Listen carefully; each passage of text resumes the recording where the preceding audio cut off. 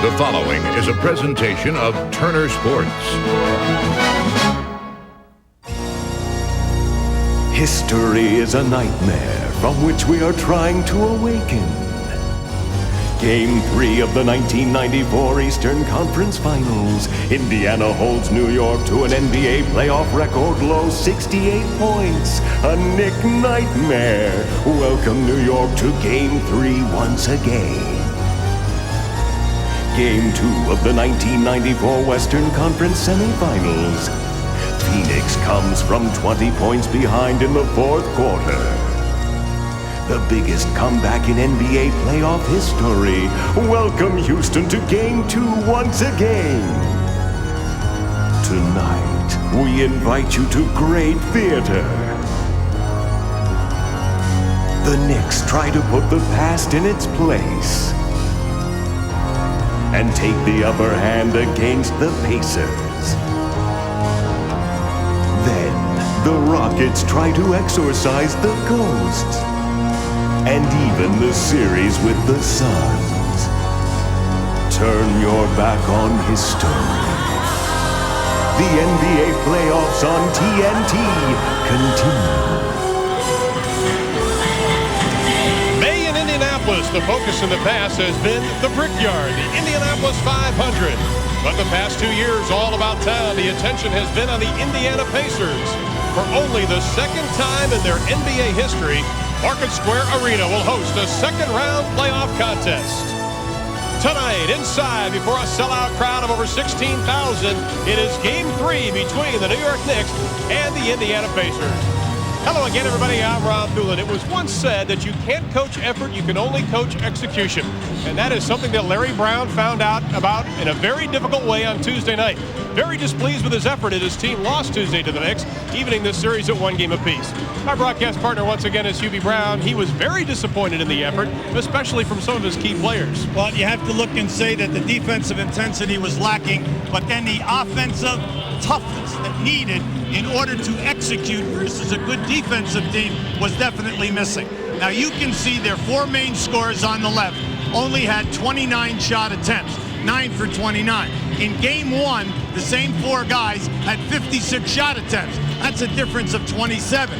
When you look to the right, and you can see the incredible amount of turnovers. 21 turnovers from 27 shots. So you can see if they're going to do it in this building tonight, they need maximum execution. Well, the execution was there and the effort was there for the New York Knicks, and they won what would we call hustle points. Yeah, absolutely. Patrick Ewing, only 26 minutes, and when you think about your main horse being out, you need depth, and you can see it right there. 5 players in double figures. Then the hustle points. 5-0 in blocks, 14-4 in steals, the forced turnovers 35, which gave them 41 points. Absolutely a tribute to 5 guys working hard. Well, let's talk about the injury problems right now. Rick Smits had back spasms, did not practice yesterday, but he is expected to play tonight. Patrick Ewing still nursing the sore calves. What about that matchup in the center position? Well, you have to look at it this way. You know, the minutes are down, and the reason being foul trouble, not the injuries. So naturally, that will affect the points of both guys as well as the field goal percentage. But this is still the key matchup in this series. Well, Hubie, Game 3 has not been very kind to the New York Knicks in the playoffs. Prior to beating Cleveland in the first round in Game 3, they had lost 8 straight Game 3s, including the last 2 to these Indiana Pacers. We'll step aside, send it back to Atlanta with Ernie Johnson, then back to Indianapolis. Knicks and the Pacers, Game 3. The NBA playoffs on TNT are brought to you by Beechwood Aged Budweiser. It's always been true. This Bud's for you.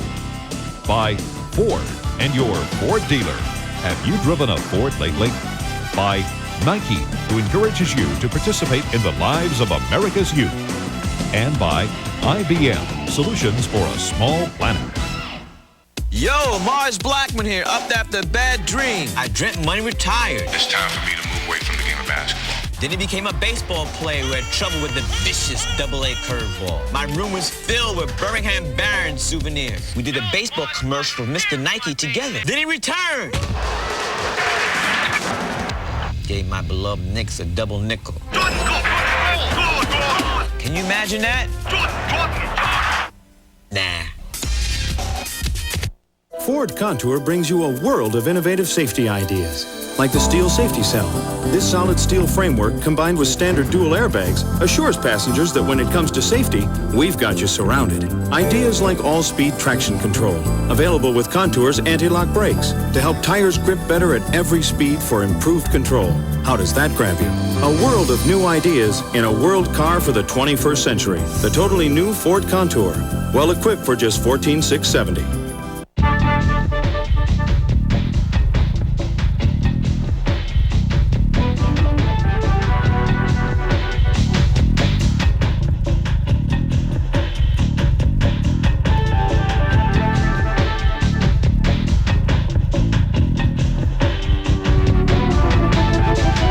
100% cotton, wrinkle-free Dockers.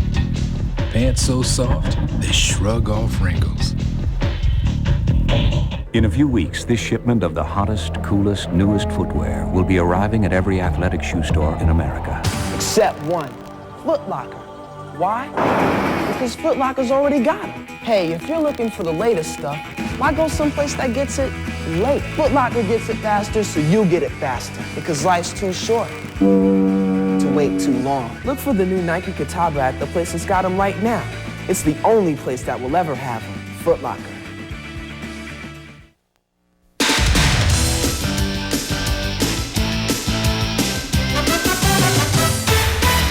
All right, the Knicks and Pacers will break their 1-1 series deadlock, while the Rockets will try to square their series with the Suns at a game apiece. That's our conference semifinal doubleheader as the NBA playoffs continue on TNT. Glad you're with us. Ernie Johnson here in Atlanta, joined once again tonight by six-time MVP and a member of 6 NBA champions, Kareem Abdul-Jabbar. Game 1 of this series, Reggie Miller unconscious in the last minute, 8 points in the closing seconds, 10 points for the entire game in Game 2. He's been the focal point. I think Reggie has really done his team a disservice by giving the Knicks the incentive to come together and focus as a team. They're ready to play because of the insult and lack of respect of Reggie Miller. I don't think he did his team a favor in doing that. Setting the stage for a pivotal, as they say, Game 3 tonight. At halftime tonight, the Chicago story. Michael and the Bulls find a total of $30,000 because Michael changed his number and didn't change his shoes. But coming right up, we'll tip our doubleheader with the Knicks and the Pacers. Game 3, the NBA on TNT. NBA playoffs go! Who got the fever? We got the fever! The NBA on TNT! In Game 2, the Knicks put it all on the line. Hey, Reggie, who choked this time? Not New York. The team came through. Don't ever count out the orange and the blue. If Indiana wants to win today, they must stop throwing the ball away. The series is tied. It's Game 3. The Pacers and Knicks on TNT. Get ready, get ready. Playoff basketball. We're ready. NBA playoffs go!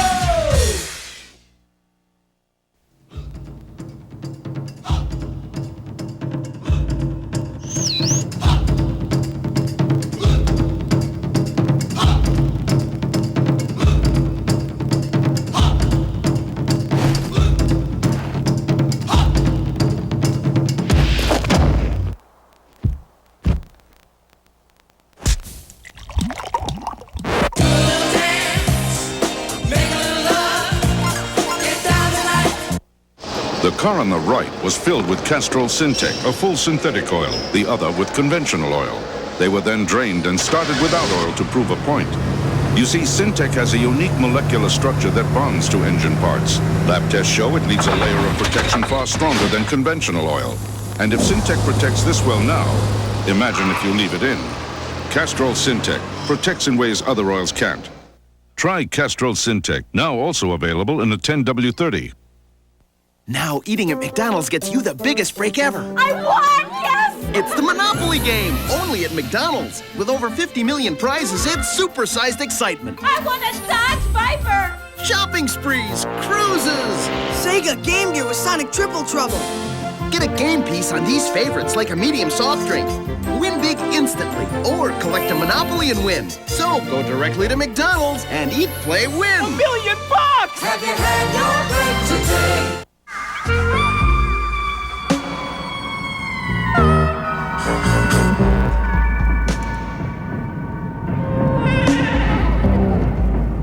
I never made one off the scoreboard. Through the tunnel, around Mars, and off the statue.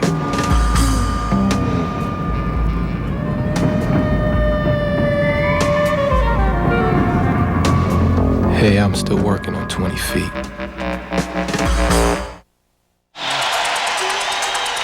They are loud, they are excited, and they are ready for Game 3 between the Indiana Pacers and the New York Knicks. So we take a look at tonight's starting matchups. On the big key tonight, Derek McKee on Smith and Mason, and then Jackson on Harper. They need a defensive stop at both positions. Now, these are two drastically different teams. With more on that, our sideline reporter, Kevin Kiley. Kevin?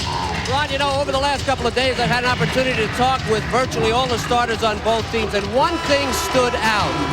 When you talk about the Indiana Pacers, guys like McKee and Rick Schmitz and Antonio Davis, these guys are nice guys, very soft-spoken and laid back. And then you go and you talk to the Knicks, forget about basketball.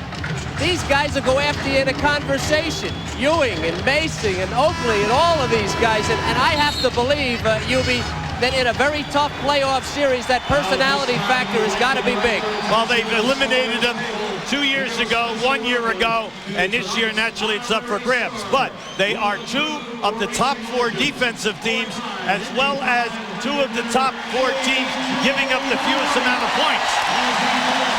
Well, how about a 4-time winner of the Indianapolis 500, A.J. Foyt, tossing up the first ball this evening. He throws it in to referee Dan Crawford.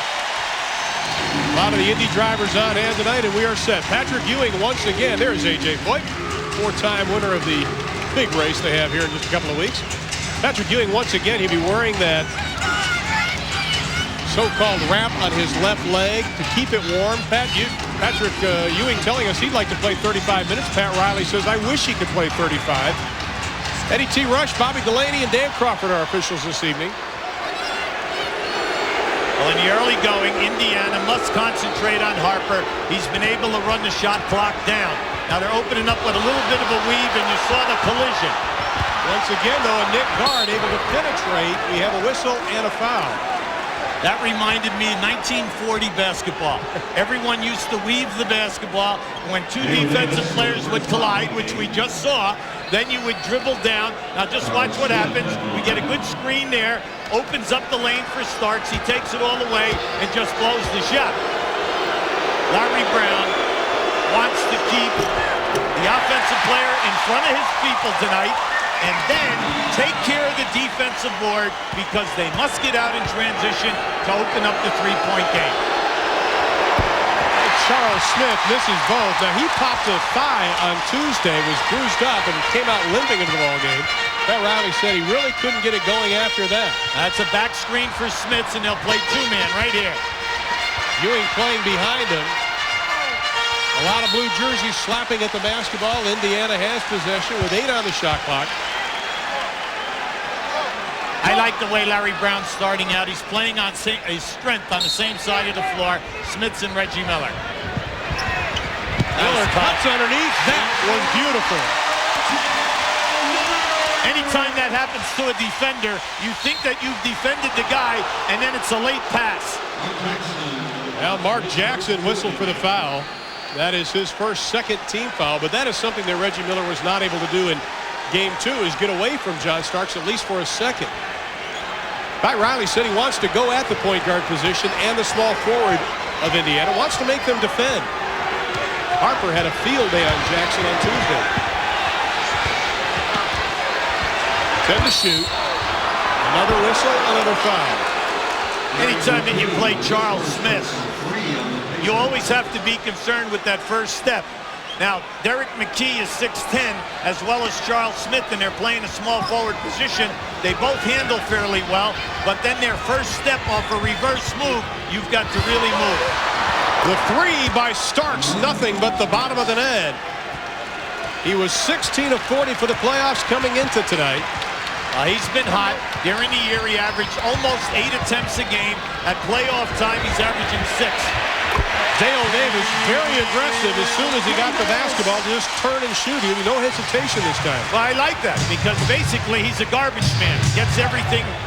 No plays or run for him, so it's either offensive rebounding or as a last resort. Look out.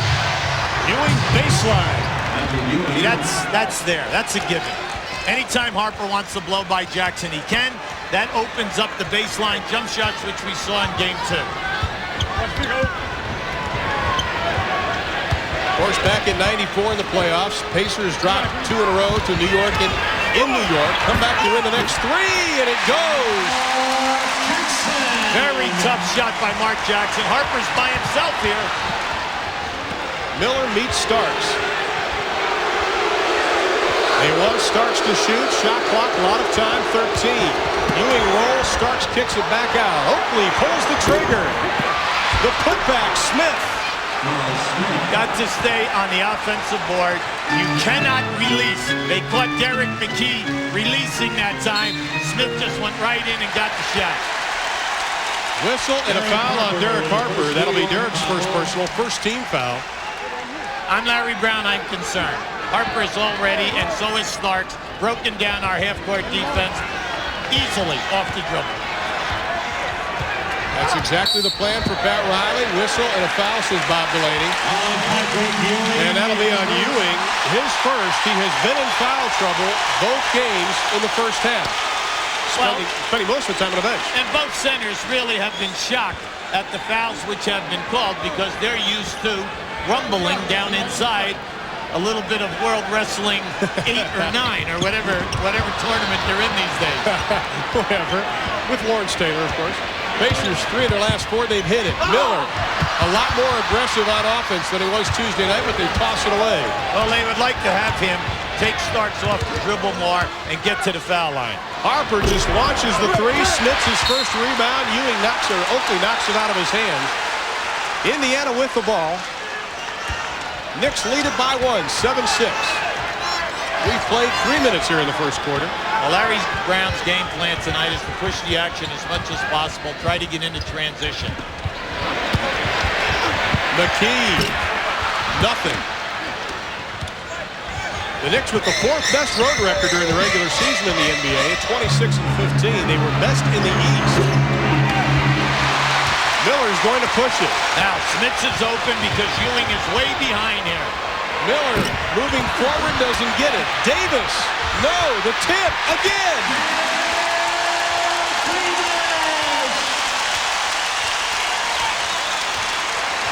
Excellent offensive effort that time. Offensive rebounding has been a problem for the Knicks, not a problem from Indiana in this series. Whistle, foul, Smits doesn't like it. That'll be his first, the 4th team foul here in the first quarter. Well, already they are, you can see this. Now watch this, as Ewing gets ahead. Now as Smits comes in, see, I'm surprised they called that. They could have called the foul before. Ewing short on the jumper. Miller comes out of the pack with the rock. Both teams want to front the post-up people. Miller, the off-balance shot, trying to draw the foul. Bodies everywhere. Let's see, it's going to be Indiana's basketball. Right now, the players are having a little trouble with how the game is going to be officiated. This is a great hustle by Oakley because you can see the 2 white shirts were there first. Big thing in this game is going to be how are they going to allow the post-up players to be defensed. That's going to be a major issue as we play the 4 quarters. Well, they're getting an idea of what the officiating is going to be like. Charles Oakley just called for the touch foul by Bob Delaney. Indiana has the ball on the far side. But we know all year, Ron, the hand checking has been called and it has been consistent. And it has been consistent in the playoffs. Now Ewing fronting Smits. Well, he's got to give him the ball, see. Miller to the hole, rejected by Charles Smith. The outlet to Starks. He has Oakley to the hole. And that's bad basketball. They had Charles. They had Patrick Ewing fronting so far out. They force a shot, get it blocked, and it cost them. All they had to do was dump the ball in. Starks right in front of Miller with 8 to shoot. Now Smith fronting on McKee. Miller goes around everyone to the hole. Reggie Miller, who didn't get his first field goal till 4 minutes left in the first half, gets his first, but they answer with a 3. As soon as Reggie Miller scored, his man took off down the other end of the floor.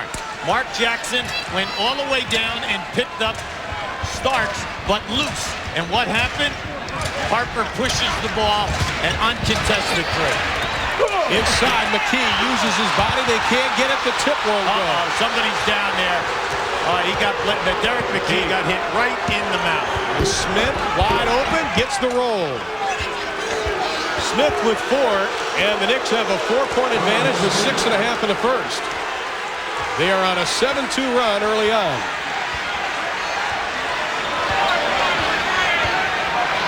Whenever the Knicks give you an advantage at this end of the floor, you must exploit it quickly. Smith's shot from the baseline, his first 2 of the ball game. Only 10 points in Game 2 following that 34-point performance, his playoff NBA high in Game 1. Knicks have 14 points, and it's incredibly interesting how many points have been created by Harper this early in the quarter. And he actually had a step on Jackson there, but gave it up. 6 to shoot. Ewing with 3 to shoot over Smiths. Jackson has Miller on the left. Takes it himself. Bodies everywhere. Now they went for the shot block that time. That to me was not a dirty play. Mainly because Mark Jackson is keeping it low. Watch how he cradles it low and brings it, you see right there, and they are committed for that shot block, and Charles Smith definitely got a piece of it before the collision. The NBA playoffs on TNT tomorrow. Spurs-Lakers at 10:30. But first, with the series tied, Michael takes it back to Chicago for Game 3. Magic Bulls tomorrow at 8 on TNT. We made history on the American road. Now we're looking to the future. Introducing the new Ford Explorer. The top-selling compact sport utility that has standard dual airbags, as well as the roomiest interior, plus the one with the highest quality of any American compact sport utility. The new Ford Explorer, far and away the best the world has to offer. Mason inbound, lobs it in, stolen by Miller. He backs up, puts up a 3. It's good. Miller has tied the game. Kenny holding. He'll go low to Olajuwon. Spin to the baseline. Come back with a jump hook. Good. Beautiful touch, Olajuwon. Now he's going to have to try to chase him down. He steals the ball. He backs it ahead to Hardaway. 2-on-1. Horace. Slam! Oh, my goodness. You gotta love it. Back by popular demand, the original Tom Jones, live from the House of Blues, presented by Pontiac's on Fire, Friday at midnight with Tom Jones, only on TBS. Whenever a defensive team fronts the low post man, you must clear out the right side low box defender. Now we're going to, Mark Jackson should make this pass right now to the left side of the board. Instead, they go down inside, all right, they get nothing out of this, and then here come the Knicks on a 2-on-1 fast break. So any time that you know that you are going to be fronted in the low post, you must empty out the opposite low box so that when you throw the lob, the defender cannot come across and intercept it. And then you cannot go away from that because that's a layup. That's a gimme. Well, Derek McKee, we understand, has a bloody nose. That has been stopped. We have had 8 lead changes so far in the game. That foul, by the way, was on Charles Smith, his first. And at the line, it'll be Mark Jackson, 6 of 10 from the stripe in the playoffs. Regular season, 78%.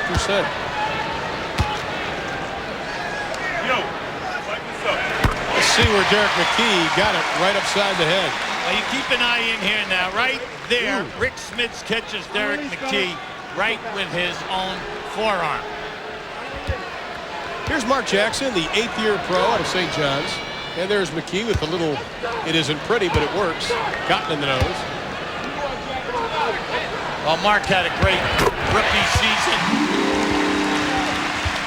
Then also in his 2nd year, he was in the All-Star game. And then as a rookie, he broke Oscar Robertson's assist record, which was held for so many years in the NBA. Ewing's baseline won't go. Oakley with a hustle rebound. Smith trying to push off McKee. Oakley lets it fly from 18, and Charles Oakley buries it. Indiana, an excellent help team in the lane. And you can see Harper already tonight has gotten down inside the foul line 3 times and passed out to a wing, which has resulted in a score. He already has 5 assists in the game here. Jackson thought it was last touch by the Knicks, but New York will have possession. That is the second Indiana turnover, of course, coming off that 35 turnover performance. Well, Mark, he knows that he made a mistake right there. He just tried to force a pass. You try to tell guys when you're playing against great half-court defensive teams, try not to pass off the dribble unless the guy is wide open, because you cannot bring it back if the defense reacts, and that's what happened there. Oakley swings it across to Smith. He takes Davis on the drive, won't go, but we have a foul again. That'll be Dale Davis's second personal foul. Now that is big. Now they're big in Antonio Davis right now, but you would like to see Dale Davis out on the floor for you. He just had a sensational year this year. He's averaged double figures. He's going to be in the final tabulation. He's in the top 5% shooters in the league. But more important, he's a horse underneath. Smith now 1 of 3 from the paint. 5 points in the ball game. As Jimmy mentioned, Davis goes out. Davis comes in, no relation. Well, Dale Davis is a 9-rebound game a guy, as well as your leading shot blocker. Right now, even though Smits is in the game, you have no shot blockers out on the floor for Indiana. But considering you've only blocked 2 Knicks shots in the first 2 games, that is a problem. That's why you see the Knicks continually taking the ball to the front of the rim. They are not afraid of getting anything blocked. Miller gets away from Starks, throws it up off the glass, and it goes. He's murdered when he puts it on the floor. Larry Brown feels that they cannot defend the dribble, but he's got to get his guys to go to the hole. He has 6 points already, Reggie Miller, at 3 of 6 shooting. They try to lob it into Ewing as Smits was fronting Patrick. Miller is down on the ground. He gets up slowly. Smits over Oakley, offensive foul. He was there. Now I want to tell you, everyone in this building wanted a foul, but they wanted it on Oakley. Oakley gets right in front here. This is what you mean by the intangible man. Look how he takes this. Now you're talking about a guy 7'4", 270 pounds coming down in and ramming right into your chest. That's the value of an Oakley. Knicks lead it by 2. Inside, Ewing over the outstretched hands of Smits and McKee. Well, Derek McKee almost double-teamed in time to get the block. Larry Brown wants a 20-second timeout with his team down by 4, 20-16, 3:43 left to be played in the first. Now they're bringing in Craig Kite right now. That will give him a body. Larry's trying to buy a couple of minutes here right now. Well, Reggie Miller and Rick Smits had a beautiful game 1. Unfortunately, that was not the case in game 2. Both players struggled from the floor. Rick Smits once again in foul trouble. And here is exactly what happened in games 1 and 2. Well, you can see that they were 20 for 37. Smits at 34 points, Miller 31. In game 2, they only get 17 attempts, but that's because of the many turnovers in the game, as well as the excellent defense of the Knicks. Anthony Mason checks in for New York. And Greg Kite comes into the lineup for the Indiana Pacers. Now this is not a good sign, because Smits, your low post threat, is out with 2. Dale Davis, your best offensive rebounder, is out with 2. McKee from the baseline's got it, and Larry Brown would like to see more of that. Well, he's the only other post-up threat that they have other than Rick Smits. Foul is going to be on Greg Kite. Kite has only been with the team since early April. He spent 2 games with the New York Knicks early on in this season. He's a 12th-year pro out of Brigham Young. Still being paid by the Orlando Magic after being cut right before the season got underway. There's Larry Brown, only one of his teams in 22 years under the 500 mark. That was the San Antonio team without David Robinson. Ewing has missed the big 3 foul shots already here this evening. You can see that the referees are not going to allow any rough play on post-up people tonight. The Knicks now 3 of 6 from the line. Ewing 1 of 2. And they have a 3-point advantage. 3:20 left to be played in the first. Now they're posting up Antonio Davis. Oh, that was great. Beautiful rotation. defense. Great rotation. Oakley behind the back to Mason, who wasn't expecting it, and he still puts it home. Bad pass by the Oak man. Okay, he threw that one into a cluster of people. That was a nice finish though by Anthony Mason. Biggest lead of the game for the Knicks. Now McKee trying to post on Mason. Mason gives this Indiana team a lot of problems. Miller, strong move to the hole. That's the third time Reggie Miller has taken Starks all the way off of a reverse move. Starks for 3, and he buries it, his third of the ball game. Is he on fire? You know, before the game tonight, Ron, he was out here, and he was not missing. He worked up a terrific sweat, working on his three-point shooting. Starks 3 for 3 from the arc, 9 points tonight. And he gets up on top of Reggie Miller, and he puts a hand on him, and John Starks will be whistled for his first personal foul. Haywood Workman's going to come into the lineup, but first we'll take a break. 2:17 left to play in the first, and the Knicks lead it by 6. We'll be back. I found a way to make my money really perform. I bought this car, a Probe GT. I refuse to go broke trying to look good.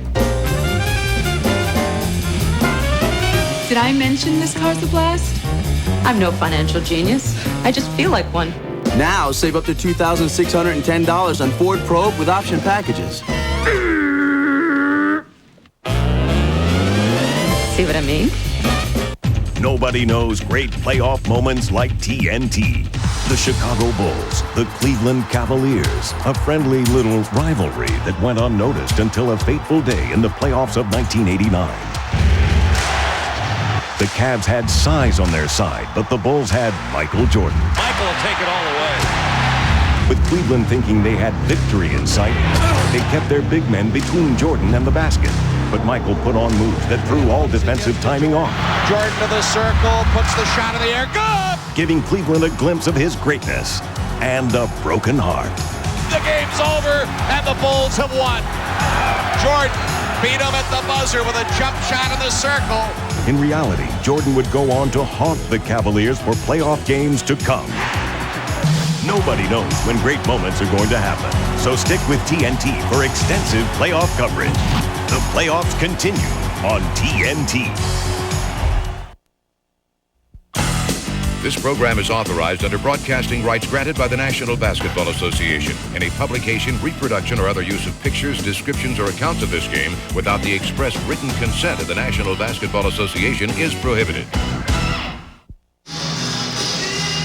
Now keep an eye on the screen. Reggie Miller coming across, and you'll see Derek McKee. Now watch John Stark as he comes across the lane.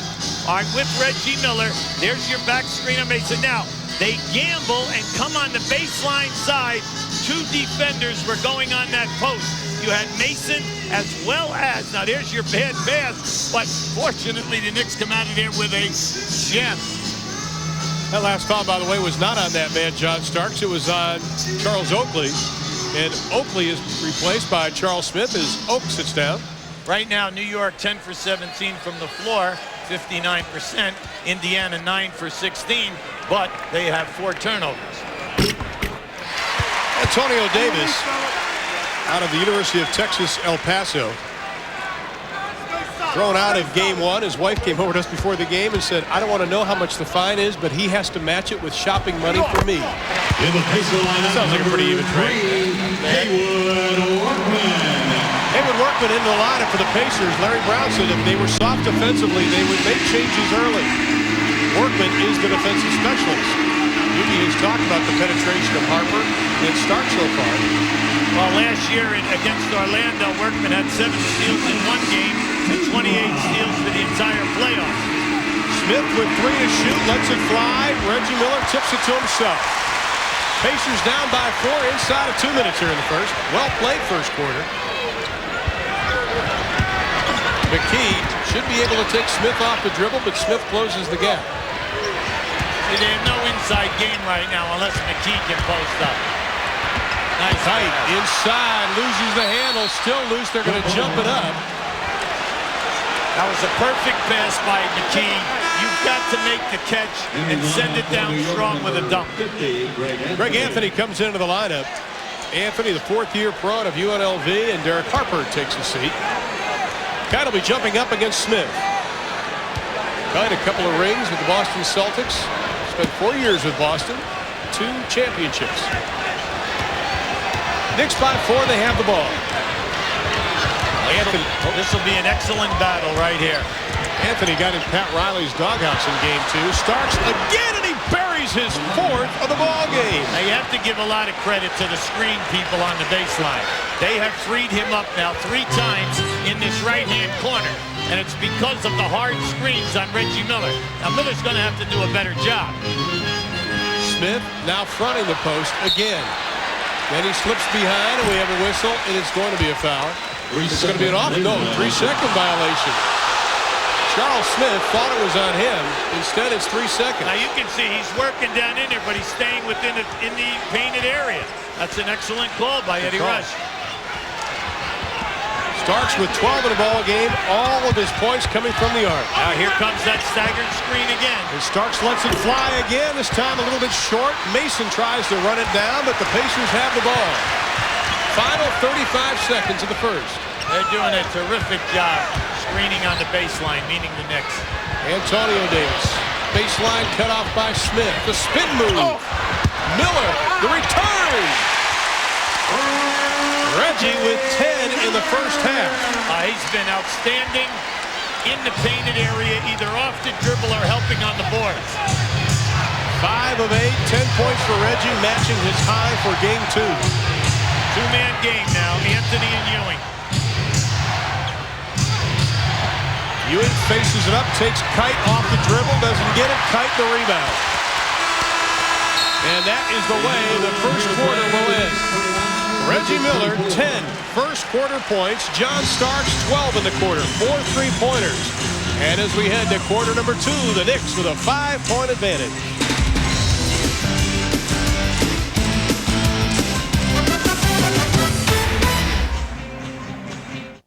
TNT's got a double date for you. June 28th, anticipation turns to celebration, the NBA Draft. And then August 13th, you've got another date with an attitude. Sunday Night NFL on TNT returns with the 49ers. This Saturday night, TNT's got just what you need. Junkies, pushers, pimps, hookers, conmen, wise guys, and the best detective duo since Batman and Robin. It's a whole night of Starsky and Hutch. This Saturday night on TNT's Saturday Nitro.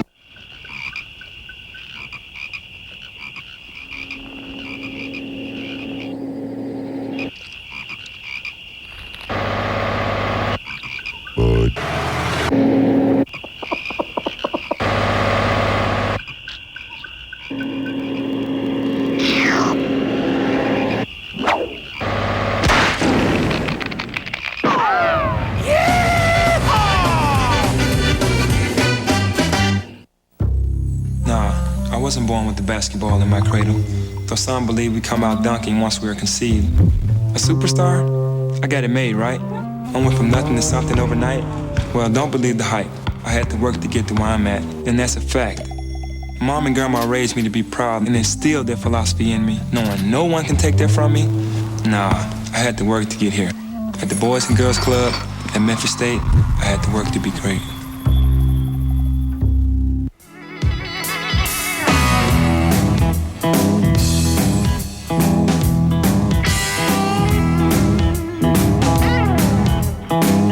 Son of a gun protectant. Nothing works better on your car's leather, vinyl, and rubber. It can turn just about anything into a great-looking car. Nice car. What, this pile of junk? Give it the gun with Son of a Gun. And now give your tires a quick kick with one-step tire care.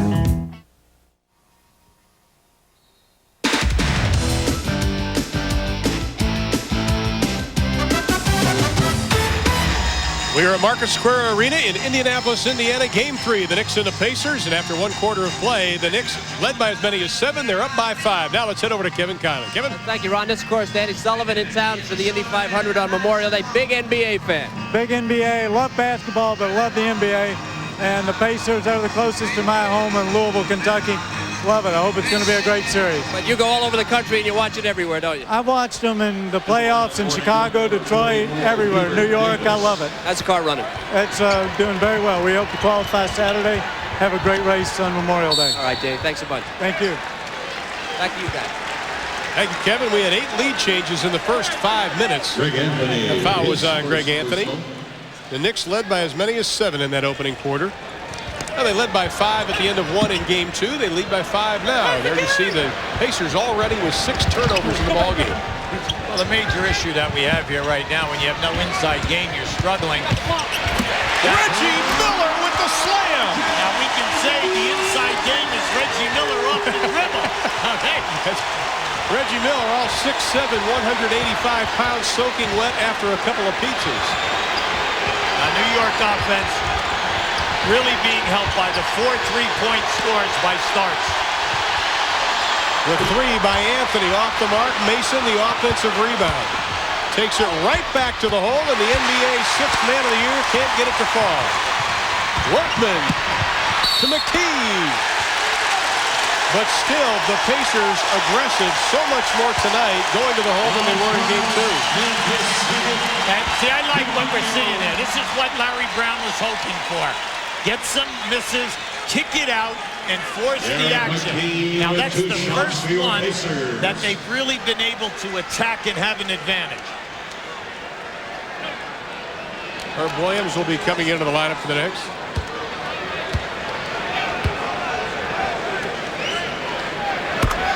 Derek McKee seems much more comfortable here at Market Square than he does in the Garden. Well, in 1994, you can see the first 2 games in New York, that's what he had. In the next 2 games at Indiana, he stepped up and made it happen. Now that's what they're hoping for here, because right now Charles Smith and Mason had a distinct advantage in games 1 and 2 in New York. Now Indiana going without a center as Greg Kite sits down. Sam Mitchell comes back into the lineup. Mitchell, the 6th-year pro out of Mercer, who Larry Brown said after watching the game film 3 times from Tuesday night's game, Mitchell was the only one that put out a complete effort. Well, he's hoping right now that he can get away with Antonio Davis at the center position. Smith inside just barrels his way down. That was beautiful because he called for the ball. They got mixed up. Indiana mixed up in their defensive assignment. Smith was wide open. He was yelling for the ball. Smith wants a 20-point score when he was with the Clippers. 3 knee operations on his left knee alone.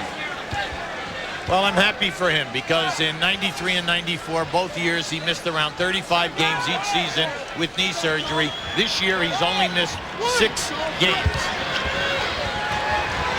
Miller, Davis on him. Hubert's had problems. Inside, Antonio Davis. Herb Williams, who has 3 blocks in this series already, this time comes up with a foul. Nice pass that time by Reggie. This is the old story. When you duck in, take it right back to the side that you came from. Because if the defensive guy tries to defend it, all you have to do is drop step and go strong right back, and he did.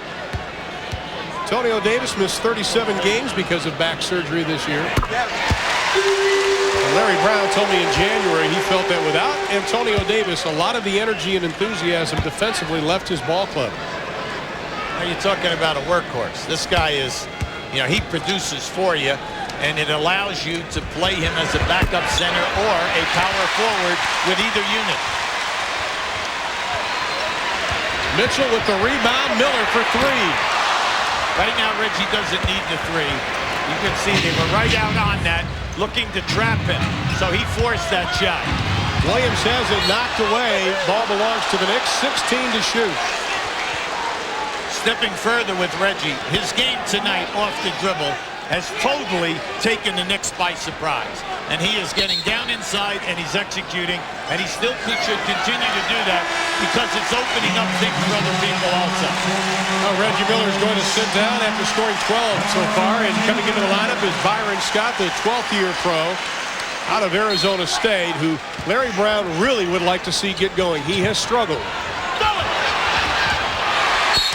Davis knocks it away. Shot clock at 14. Just keep an eye on Byron Scott. Look at the playoffs. 6 points versus 10 in the season. 1 for 12 in threes. And the fact he's getting 21 minutes, so it isn't like the shot attempts are not there. He's 0 for 3 from the arc in this series alone. Williams posting on Davis. The baseline jumper by Herb. The former Pacer gets it right back again. In the early going, the forced turnovers are in favor of the Knicks as well as the offensive rebounding. Mitchell and Mason doing a little wrestling match inside, and the foul is going to be on Sam Mitchell. That'll be his first personal, and we'll take a timeout. 9:50 left in the second. The Knicks lead is cut to 2. Now, Pacer people, this is your... In the heat of the night's new home is TNT. Splitfire won a United States patent. It's clearly different, but is it really better?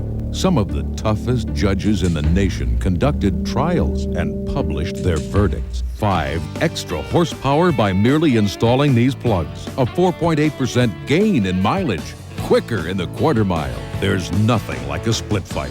You'll get more power and more mileage guaranteed. You'll get it all or your money back. Nobody knows great playoff moments like TNT. No team in NBA history had won more championships than the Boston Celtics. In the '93 playoffs, however, they faced early elimination from a pesky young expansion team, the Charlotte Hornets. After losing a heartbreaker in double overtime in Boston, the Celtics, down by a game, clung to a 1-point lead in the closing seconds of Game 4. If they could avoid the Hornets' sting, the series would return to Boston. With 3.3 seconds left, Charlotte's Del Curry threw an inbounds pass to rookie Alonzo Mourning. Somewhere between the sound of the net and the jubilation of the Charlotte crowd was an ancient Celtic scream echoing to the rafters back in Boston, while the Hornets celebrated their first ever playoff victory. Nobody knows when great moments are going to happen, so stick with TNT for extensive playoff coverage. The playoffs continue on TNT.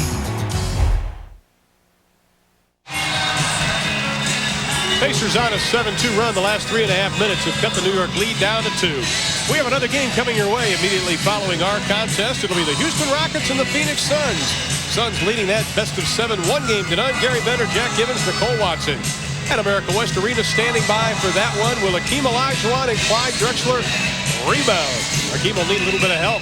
That'll be coming your way following our contest this evening. Both teams shooting so well so far here in the second. Or not shooting so well. Knicks only 1 of 5 after 52% of the first. Anthony on top to Davis. Pulls the trigger from 19. Tipped by Williams again. Still doesn't get it. Rebound McKee. Right now the Knicks have a big advantage up front with Herb Williams, Charles Smith, and Mason versus the front line of the Indiana Pacers. We're talking about size and bulk. Mitchell. Air ball. Antonio Davis the save to Workman. He collides with Greg Anthony. That's a tough call for Anthony to handle because he was really going for the ball, but caused the collision. He was just hustling. Yeah, the Knicks have had excellent hustle down inside, but Reggie Miller, I might even surprise myself because he has 5 layup baskets on drives. That's a push underneath. That'll be on Herb Williams, and that is number 2 on Williams. No way can you put a hand in the lower back of a guy tonight, or a leg. They want that forearm. You better put that forearm there tonight. Just watch. Then you're going to see, there it is right there. Now you say, Chad, he hardly even touched them. You're right, but that's the rule this year. Antonio Davis now 4 of 5 from the stripe as Mark Jackson will come back in. Haywood Workman sits down. In case you just joined us, Rick Smits with 2 personal fouls on the bench, as is Dale Davis. Antonio Davis spent 3 years in Europe refining his game, which was an excellent move as far as his career is concerned. He has 5 points, and we are tied at 31. Pressure, the double. Smith, the reverse, off offensive foul is going to be on the Knicks. Charles Smith cannot believe it. And that is number 3 on Smith. Pat Riley is very upset. First of all, a great move by Smith. Pat Riley's yelling that he took the charge too deep underneath the rim. And you can see he has a pretty good point. If you're going to get the charge in the NBA, you have to take it at the dotted line, or you have to take it on the white line down the lane. All right, to the right or to the left of the lane. He was really surprised, because that was a very clever maneuver, because he really got in there with some fancy dribbling. And he had to get out of some traffic on the near side. Now Oakley has to come back into the lineup as McKee lets it go from 20. Boy, I tell you, it is very physical underneath. Talking to Pat Riley, we said, don't you feel you have the physical matchup? And he said, we have trouble with the Davis boys as well as Mitchell. These 3 guys are as physical as anyone that we play in the Eastern Conference. Fouls on Byron Scott is first, all the way to the hole. Anthony abuses Mark Jackson. See, this is a tough decision for Larry Brown. If you notice, when Workman was in there, no point guard got to the rim. As soon as they bring Mark Jackson in, they cleared the side out, and Anthony took him off the dribble. Byron Scott said, somebody got a hand on me, no call. Knicks with the ball, they lead it by 2, nearing 8 minutes to go in the first half. That last shot by Byron Scott falls under the category of questionable choice. Selection here. That was forced. Mitchell, nice pass to McKee. Sam Mitchell, beautiful pass in traffic. They call Sam Mitchell the team morale leader. He is the heart of this ball club, showing it again tonight. Well, a lot of people forget the guy averaged 12 points a game for 3 years when he was at Minnesota. Quick hand Scott. Jackson bumps Anthony. And it is going to be an offensive foul on Mark Jackson. Well, that was, once again, choice. Mark Jackson is stunned, but if he would have given up the ball, they wouldn't even have had a thought. One thing you do, if the defender selects you, give it up. There it is. Now, whether that's an act or not, he had no area to get to the rim. You make the pass, and then there is no problem of a collision. Greg Anthony was between Jackson and the bench. Danny Crawford blows the whistle as Byron Scott picks up number 2. That's a very good call. Pacers on a 13-4 run knocks this game up at 33 apiece. Now keep an eye. You're going to see Byron put his hand on him right there. Right there. That was automatic. And one thing you've got to protect against Starks dribbling to his left from the right wing. Reggie Miller still on the bench. Getting a little rest, but his team is staying close. Oakley sets the pick on Scott, then he rolls. Mason sees an opening. Oakley back to Starks for 3. John Starks, 5 3-pointers tonight. Outstanding ball movement. Not one guy in 4 catches forced the shot, and they all could have forced the shot. John Starks, 5 of 6 from the arc. Mason doing a good job fronting the key. Antonio Davis brings Patrick Ewing way out, then he drops his first field goal of the ball game.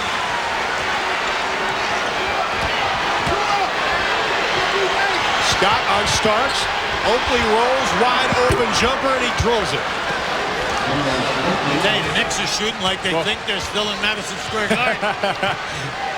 But remember, basketball. At the top, we told you, they are 2-0 in this building this year. They've defeated Indiana twice. New York 50%. Oakley trying to come up with a steal. 6 to shoot. Starks gets right in Byron Scott's face. And he's whistled for the foul. That'll be number 1 on John Starks. And we're going to take a timeout. 5:57 left in the half. The Knicks holding on to the advantage, but it's only 3.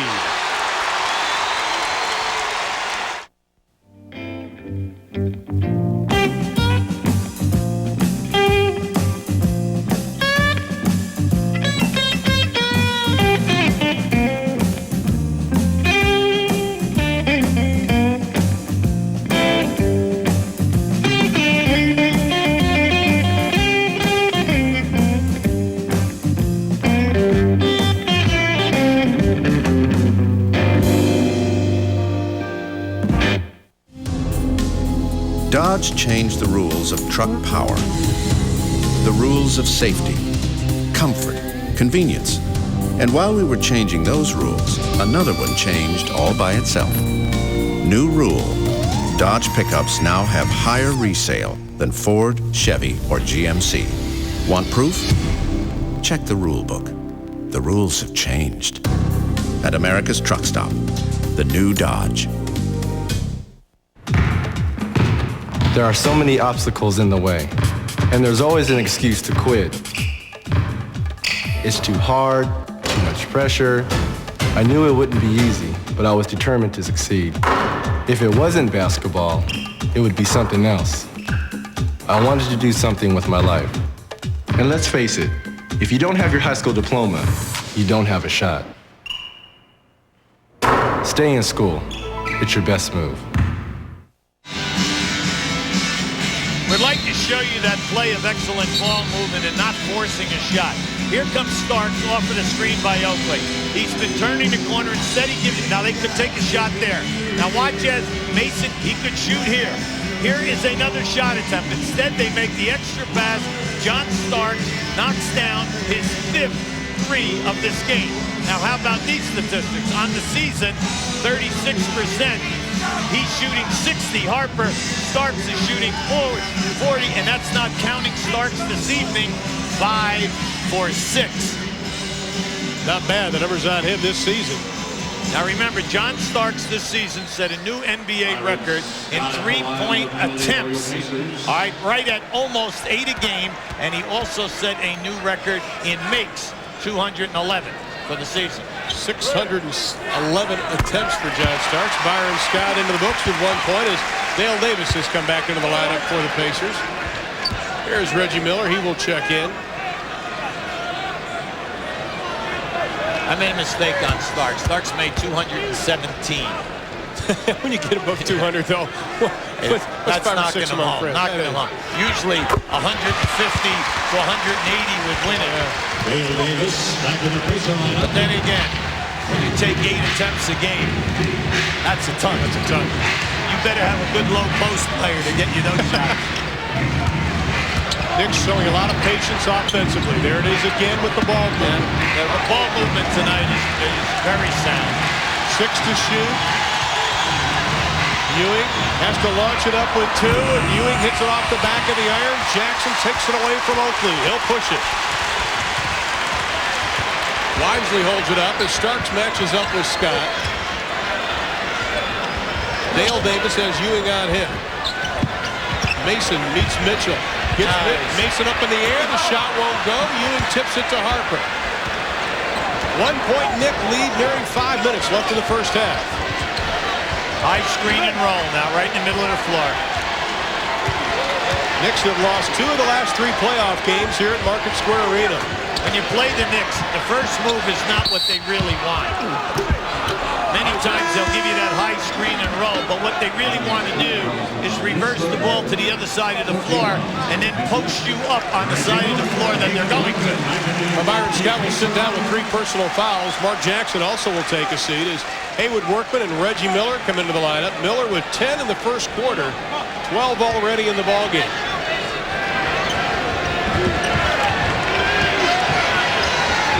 Pat Riley saying turnovers, free throws, and rebounding the key. So far, those keys are going well. Starks his first 2 of the ball game. Reggie Miller was not loose, and when Starks stopped on a dime, Reggie Miller staggered backwards, opening up enough room for the uncontested J. Good call. Starks now 6 of 8, 17 points, 15 from the arc. Davis faces up on Ewing, backs him down. See, Patrick knows that he really does not want to take the shot. Miller, the running jumper as the shot clock goes. We're not talking about Miller not wanting to shot. We're talking about Dale Davis. I tell you, Miller's going to have his 15-20 touches tonight the way things are going. Didn't get a lot of touches in the game number 2. Harper lets it go from 3, and Derek Harper buries the 3-pointer. Now 16 of 26 in the playoffs from the arc. During the year, the Knicks attempted 17 and made 6. during the course of this season. Tonight, they are 6 for 9. Mitchell sees an opening down the right side of the lane. That's going to be an offensive foul on Sam Mitchell. His second. Right now, Sam's having some problems at the offensive end of the floor. I see the Knicks will take the charge. Look at this. See, that's excellent basketball. You have Oakley and Ewing, even though they don't go for the shot blocks many times, they'll take the charge if they feel that you are out of control. That is the third charge that the Knicks have taken on Indiana as Workman picks up his first personal foul. At the conclusion of tonight's game, Hubie and I, as usual, will be selecting our Budweiser player of the game. At the line, it will be Derek Harper, the 12th-year pro out of Illinois. First-round pick back in '83 by the Dallas Mavericks.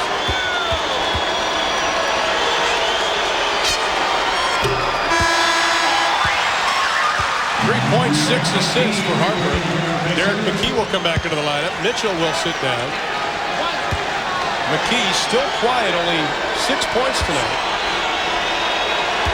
Well, Derek has always been known as a good defensive player. He made the all-second team NBA on 2 occasions, but he's an excellent foul shooter. He's in the high 70s throughout his career. On defense, Pat Riley wanted to push Reggie Miller towards the ball. Now they're trying to post up down inside. They catch Reggie Miller on an offensive foul. That time, the defender was trying to front him. Now just watch this. You're going to see Reggie trying to post there. See, that should have been a foul on Starks. Okay? Now, in my opinion, that's not even close. John Starks definitely rooted him right out of there. Now, nevertheless, it's the 9th Indiana turnover in the half. Knicks by 5, 3:05 left to play in the first half. Harper sees the double, gives it up to Mason.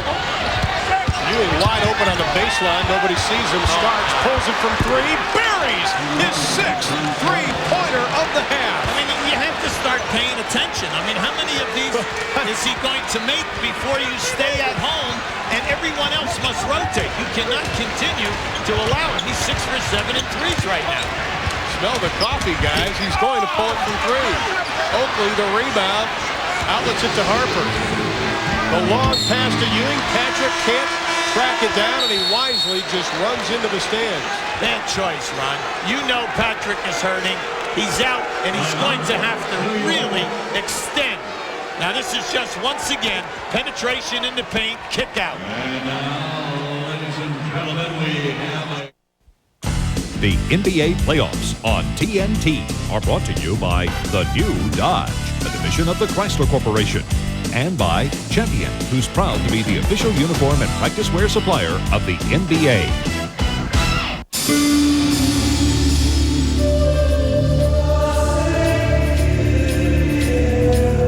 It's about change.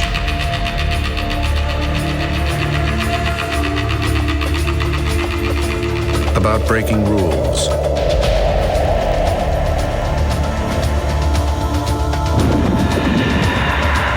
And making new rules.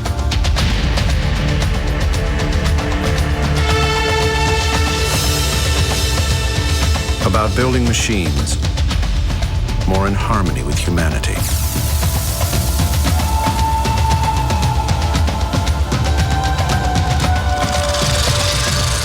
It's about questioning everything.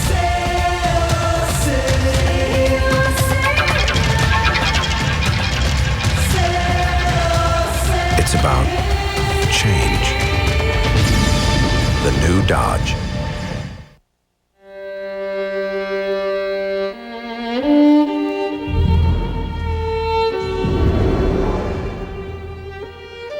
When I tell people I'm a wrestler, they ask me if I'm one of those guys they see on TV with the face paint and the funny names. And they ask me if I jump up and down and climb up on the ropes and all that. Sure, it's just like that.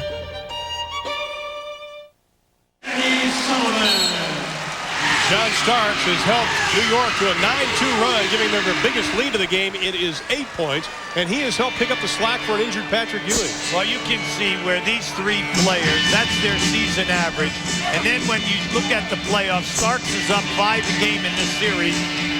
5.5 for Harper, and right at 4.1, you know, in regards to, 5.1 in regards to 4.1 in regards to Mason.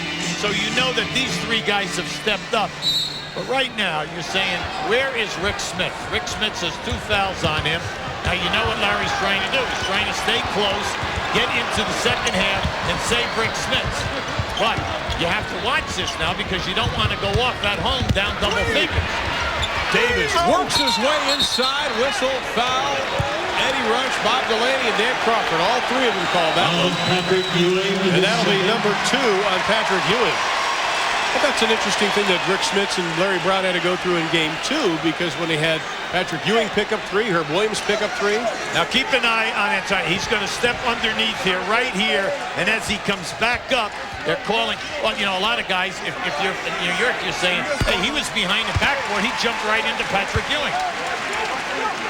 The Reebok halftime report will be coming your way in just a couple of minutes. Ernie Johnson in the studios with Kareem Abdul-Jabbar. We'll take a look at our second game of the doubleheader, Rockets and the Suns, and Michael Jordan, I should say, didn't have a fine day yesterday. We'll pull you in on that in just a couple of minutes. The Reebok halftime report. Knicks by 7 with the ball during 2 minutes of the second. Starks being hounded by Reggie Miller. They're bringing Harper off, and they want a 2-man game, but Workman did a terrific job in denying that pass. Mason with 4 on the shot clock. It's rejected. Pacers come up with the basketball. Miller leads the break. That was a great block. Workman not known for his outside shot, but he buries the 3, his first of the 1995 playoffs. He was 0 for 5 coming into tonight. He needs that. The team needs that. But he needs it for his offensive confidence. Now the crowd into it. It is loud. Stolen by McKee. Great should have it done. Starks with the rejection. But Miller is there to clean it up. What hustle by John Starks. Now that's steal by McKee. He's had 4 straight seasons now where he's averaged over 100 steals. Now there was an offensive player with a steal who fell asleep with the basketball, and a hustling John Starks blocked that shot. Pacers on a 6-0 run. Patrick Riley wants a timeout, leading by just 2. Now why Derek McKee slows down here, I have no idea. All right, now just watch the hustle by Starks. He gets a piece of that, and fortunately, Indiana is hustling, and they get the layup. I don't know if he was thinking maybe I'll make the basket and make it a 3-point play, but get the 2. Yeah, but that's what he's thinking. I'm going to cause a foul, except for one thing. John Starks can dunk in sky. I still remember him going baseline 3 years ago in the playoffs. That's right. Yeah, when he dunked over the top of Michael, and they've had that one on every highlight film. With his left hand, too. New York, Chicago, as he came from the right side behind the backboard. Incredible. Well, the Knicks, only 1 turnover in that first quarter, already 5 here in the second. And they've seen their advantage drop down to just 2 points with just over a minute left in the half. Harper from 3, doesn't get it. Pacers will let it go with 58.2 in the half. They have the ball with a chance to tie or take the lead. But Herb Williams will quickly come into the lineup for the Knicks. Sam Mitchell will check in for the Pacers. Dale Davis sits down, and Patrick is going to sit down. Now, what Larry's doing here, he's doing offense-defense here. He's taking Dale Davis out so he does not pick up his third. And Patrick Ewing sits down so he won't pick up his third. Harper on Workman. That's a high screen and roll. There it is. McKee left open from 3. Rebound, Mitchell, the offensive ball, and he throws it right into the hands of Oakley. Harper on the right. Oakley to Mason. The finger roll. Excellent anticipation. Larry Brown, extremely frustrated. You get the rebound. You do not throw the ball diagonally to the top of the circle where there were defenders. He's just, he was very upset about that because you had a chance to run some time and get an offensive shot. Instead, they get a layup. Oakley was just waiting in the bushes on that. Mitchell, baseline, lost the handle. Last touch by Indiana. 14.1 in the half. The Knicks have the ball at a 4-point advantage. Now Ewing is trying to get back into the lineup, and he does, and Herb Williams will sit down. And Hubert Davis will come in. The Knicks have had an outstanding first half. Their effort is there. They are making their perimeter shots. Their inside penetration has been outstanding.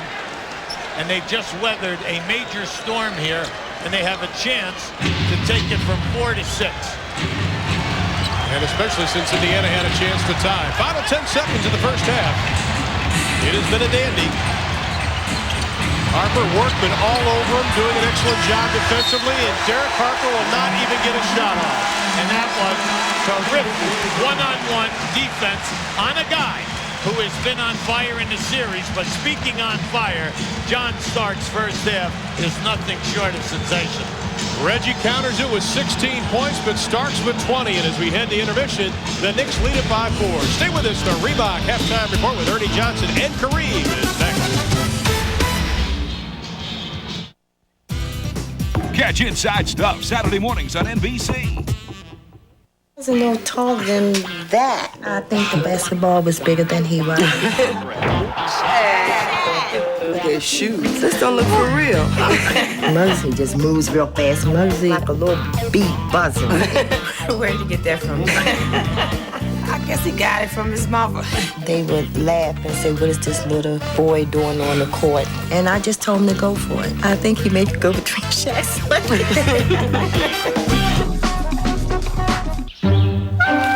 See that? That's where I'm going to start my business. What about all those things you need to know, like financing and writing business plans? Somebody's already helped me get through that. Who? Accountants? Consultants? AT&T. Introducing AT&T resources for new business. Now starting a business has just been made easier. Yeah, they really helped me get my business off the ground. It's not what you'd expect from a long-distance company, but that's the point. AT&T, for the life of your business. I've got 295,000 miles on my cart. I've always taken awful good care of it, changed all the oil myself, and used Pennzoil. Now with the revolutionary Penn-Star molecule, Pennzoil clings to moving parts, works like liquid ball bearings. The engine runs good, it's never been opened up. I've had to change out the upholstery, and I'll probably have to change it out again before I ever have to do any work on the motor. Engine problems? Before you try a tune-up, try Gum Out first. The solution could be less than $5.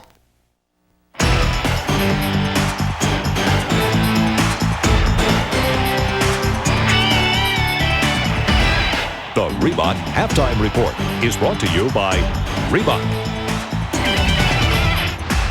Well, the NBA record for three-pointers in a playoff game is 8 by Dan Marley. John Starks has hit 6 in the first half. New York with a 49-45 lead over the Pacers, Game 3 of their Eastern Conference semifinal. Ernie Johnson in Atlanta with the Reebok Halftime Report, joined by Kareem Abdul-Jabbar. We were going to talk a lot about the post play and about Smits against Ewing, but not much happening in there, is there, big guy? Geez, the big guys have been a non-factor in the first half. 5 points for Ewing, 2 points for Smits. The defensive schemes of both teams have really done a good job in taking the center play away from either team. The stars of this game so far have been the backcourt guys, Reggie Miller and John Starks. Let's go to the telestrator, and let's start with Reggie Miller, Kareem, and what the Pacers are trying to do to get him open. Okay, the Pacers want to get Reggie free at the three-point line so he can get that shot off quickly. But the Knicks are anticipating that. So we'll see Reggie try to get out here to his spot. But John Starks is going to take a shortcut over the pick and get there and play good D. So we'll see Starks gets over, and before Reggie can set up his shot, Starks is on him. Now what they'll do is they'll try to fake a post-up of Dirk McKee in this area right here in order to sink the New York defense.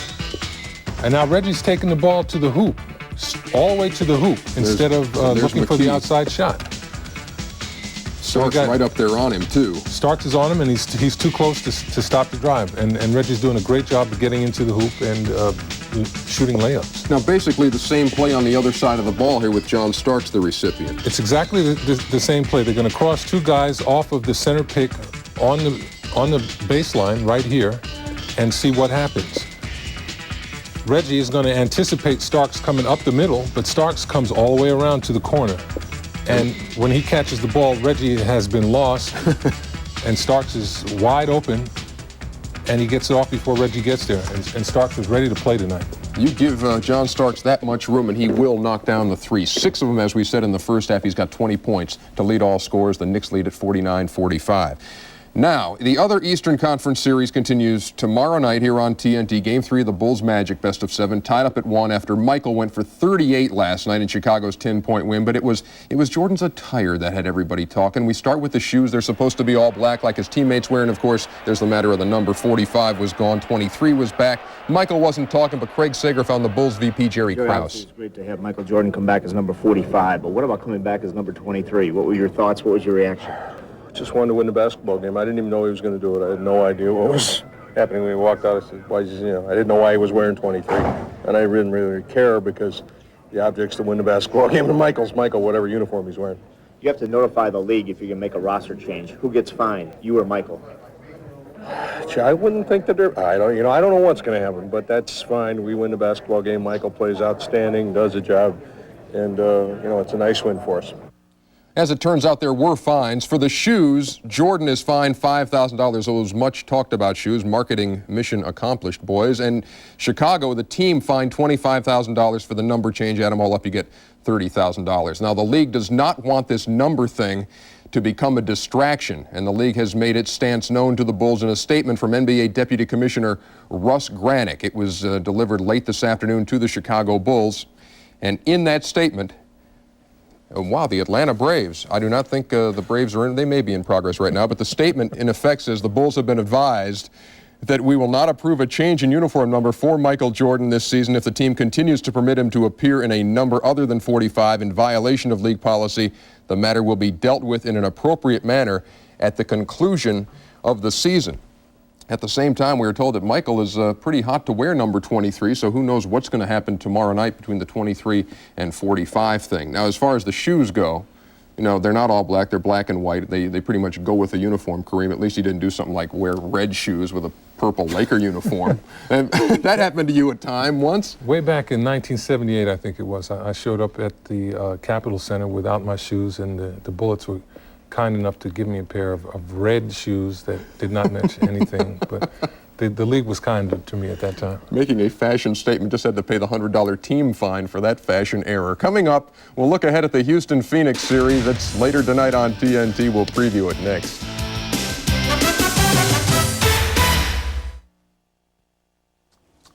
You just spray it on? You just spray it on. Quicksilver Wheel Cleaner from Armor All. Just spray it on, and then just spray it off. That's it? That's it. Quicksilver Wheel Cleaner.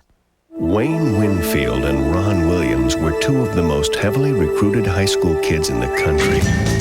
Of course, it wasn't for their game. It was for their minds.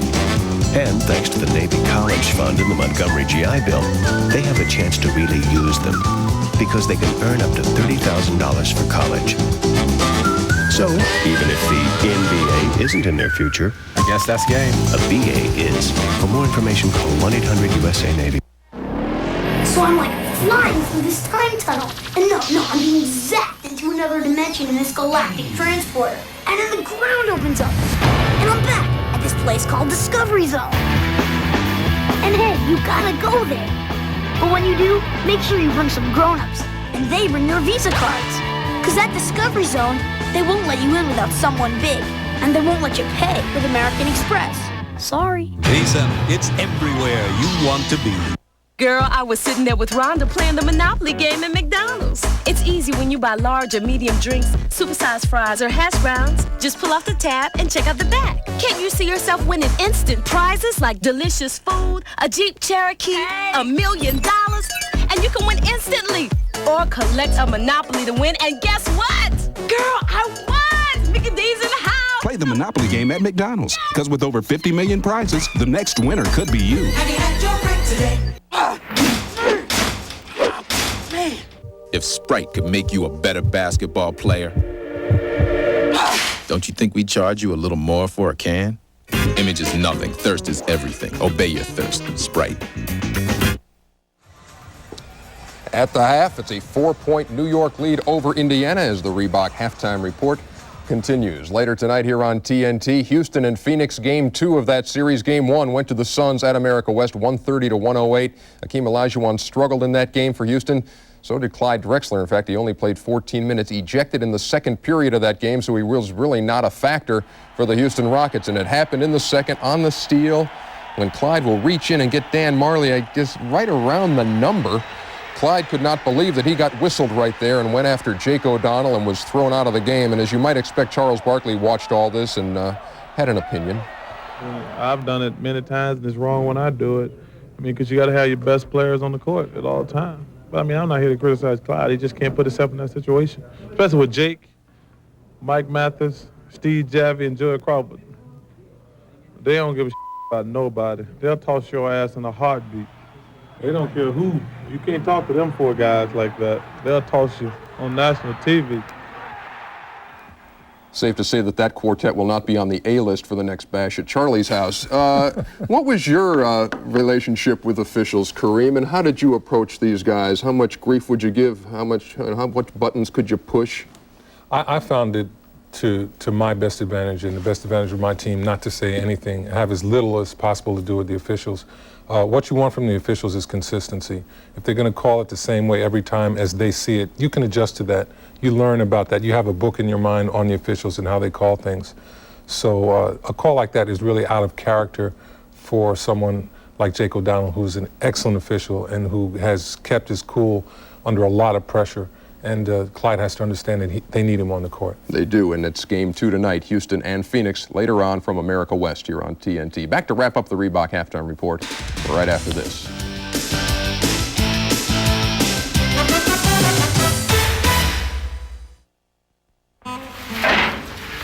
Well, the battery's good, and the starter's brand new, so I figure it's got to be the alternator, right?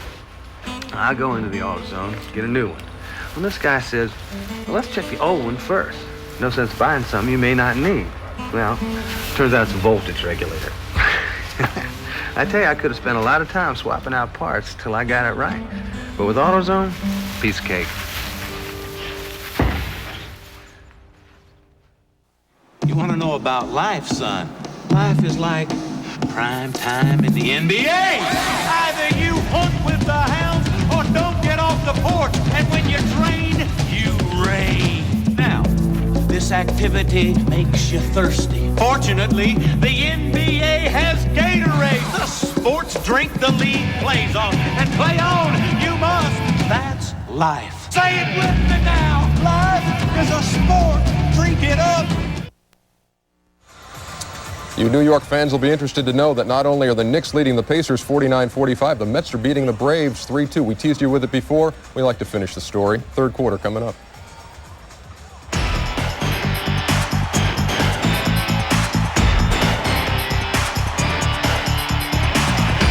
The Reebok Halftime Report has been brought to you by Reebok.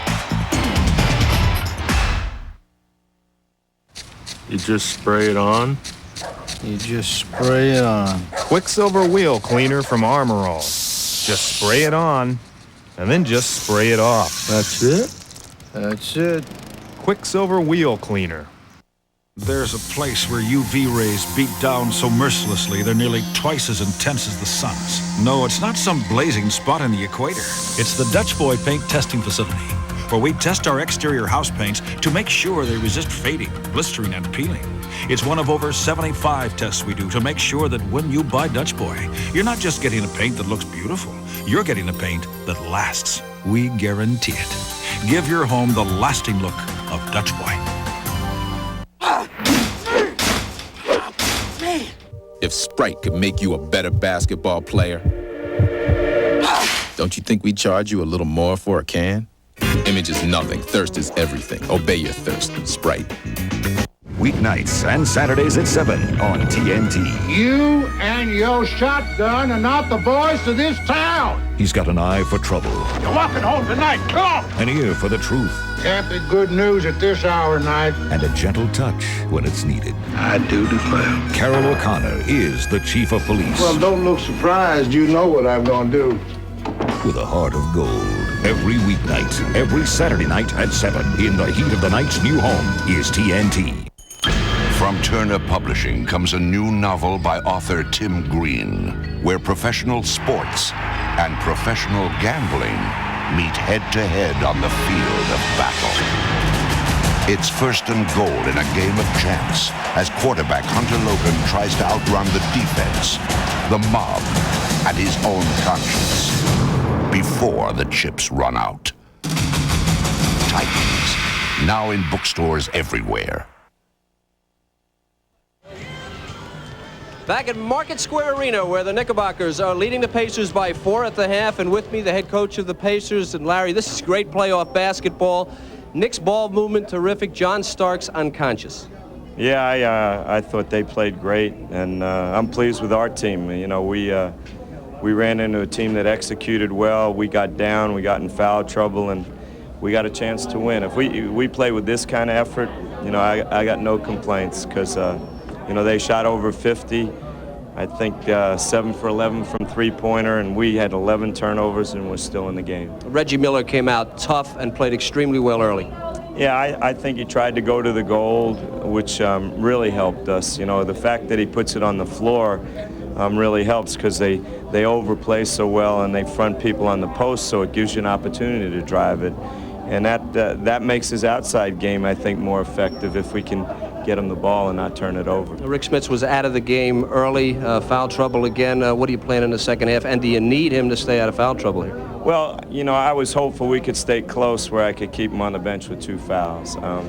You know, Kite gave us some good minutes, but he's got to go. He's got to play a lot of minutes this half, and we're going to need him. I was just thankful we could stay in the ball game and not have him, you know, subjected to getting 3 fouls. And even with Dale, you know, Dale had foul trouble, but he'll play this half. All right, Larry, thanks a bunch, as always. Back to you, Ron Hubie. Thank you very much, Kevin Kiley. John Starks, of course, did tie the playoff record for most three-pointers in a half, and that record was held by Michael Jordan and a guy named Reggie Miller, who did it against the Knicks last year. But I think Larry hit it on the head. It was great ball movement by the Knicks. They played well, but still, despite 11 turnovers, Indiana's still in this basketball game. Well, anytime that you say Smits and Dale Davis, your 2 horses, are sitting on a bench for as long as they did, you're still in a game. That's a plus. But the minus is Reggie Miller's your leading rebounder with 5. So that's a problem. All right, definitely a problem as we take a look at tonight's Budweiser game summary. The numbers from the first 24 minutes of play. The turnover's a big story. Indiana with 11, and then the points, you can see that right there. The 3-point shooting, John Starks just unconscious. All right, 7 for 11 for the team. Starks 6 for 7. Indiana getting no looks at all for threes. And then the Smits-Miller, you can see the points only because Smits only played 8 minutes. Now the Knicks with 16 assists on their 19 field goals. Indiana 7 assists on 16 field goals, which shows you the ball movement of the Knicks in that first 24 minutes. Smits will begin the second half of play. Same starting 5 for both teams. McKee takes everybody off the dribble. Can't complete, but Smits is there to slam it home. If Smits will just go strong, and also McKee goes strong off the dribble and take Charles Smith, Ewing will always help. That will open Smits up in front of the rim. Knicks led by as many as 8. Oakley from deep. They're still on fire. Oakley 4 for 6 in this game from the field. All long jump shots. Last year when the Pacers took 3 in a row from the New York Knicks, they did it defensively, holding the Knicks to just 77 points in those losses during the playoffs. Now that's their 12th turnover. That's Mark Jackson's 4th turnover. He was anticipating. The Knicks did not move, and the old story, you never rotate until you see the flight of the pass. Then you make your rotation. He only has 3 assists, and the Knicks throw it away. Oakley thought Starks was cutting back to the end line. Not the case. Well, Reggie Miller was up denying hard that time, and Oakley just thought he could make a quick bid. Starks did the smart thing. The passing lane was covered. He was going back door. Miller sets a pick to try to free up Smits. McKee, Harper shows the double. Right back down. Smith is there to take it away. Now that's Mark Jackson's 5th turnover. See, that was a bad passing angle. Give the Knicks their due. They do not play behind you. They either front you or play you on the top side. That's the reason why they steal so many post plays. Traveling called on John Starks, the 8th New York Knicks turnover. Now keep an eye on this. As they throw the ball out, watch Smith. See that? Overplayed right there. That's smart basketball. Never stay behind when a guy throws it out and tries to repost. In the playoffs, under Larry Brown, the Pacers are 8-1 at home. This is the guy that's got to get it done for you. Ewing takes a slap at it. May have just taken a little bit off Smith's shot. Well, he got bumped. He got bumped as he was coming across the dribble, and he lost his balance. Davis on top of Oakley. Ewing inside with a strong move, and he does draw the whistle. If you notice with Ewing against Smith, they bring Ewing from one side of the floor to the other. And the reason is that once he sets the screen, and watch him go to the other side of the floor. Now when he makes the catch, just take Smith quickly. Why? Because he has slow foot movement. That foul was on McKee. That is his second. Ewing now 2 for 3 from the stripe. 6 points in the ball game for Patrick, who's only averaging 16.7 in the playoffs, well below his 23-point average. But as we mentioned at the top of the show, not getting a lot of minutes. Well, in the first half, Ron, he played 21 minutes, but he only had 6 shot attempts. They were able to get away without going to him. Danny Crawford says they got to look at Charles Oakley's leg or Charles Smith's leg. Danny may have seen a little blood on it. Yeah, it's the back of his left calf area. But it must be okay. He stays in the ball game. And the Knicks lead it by 6, 53-47.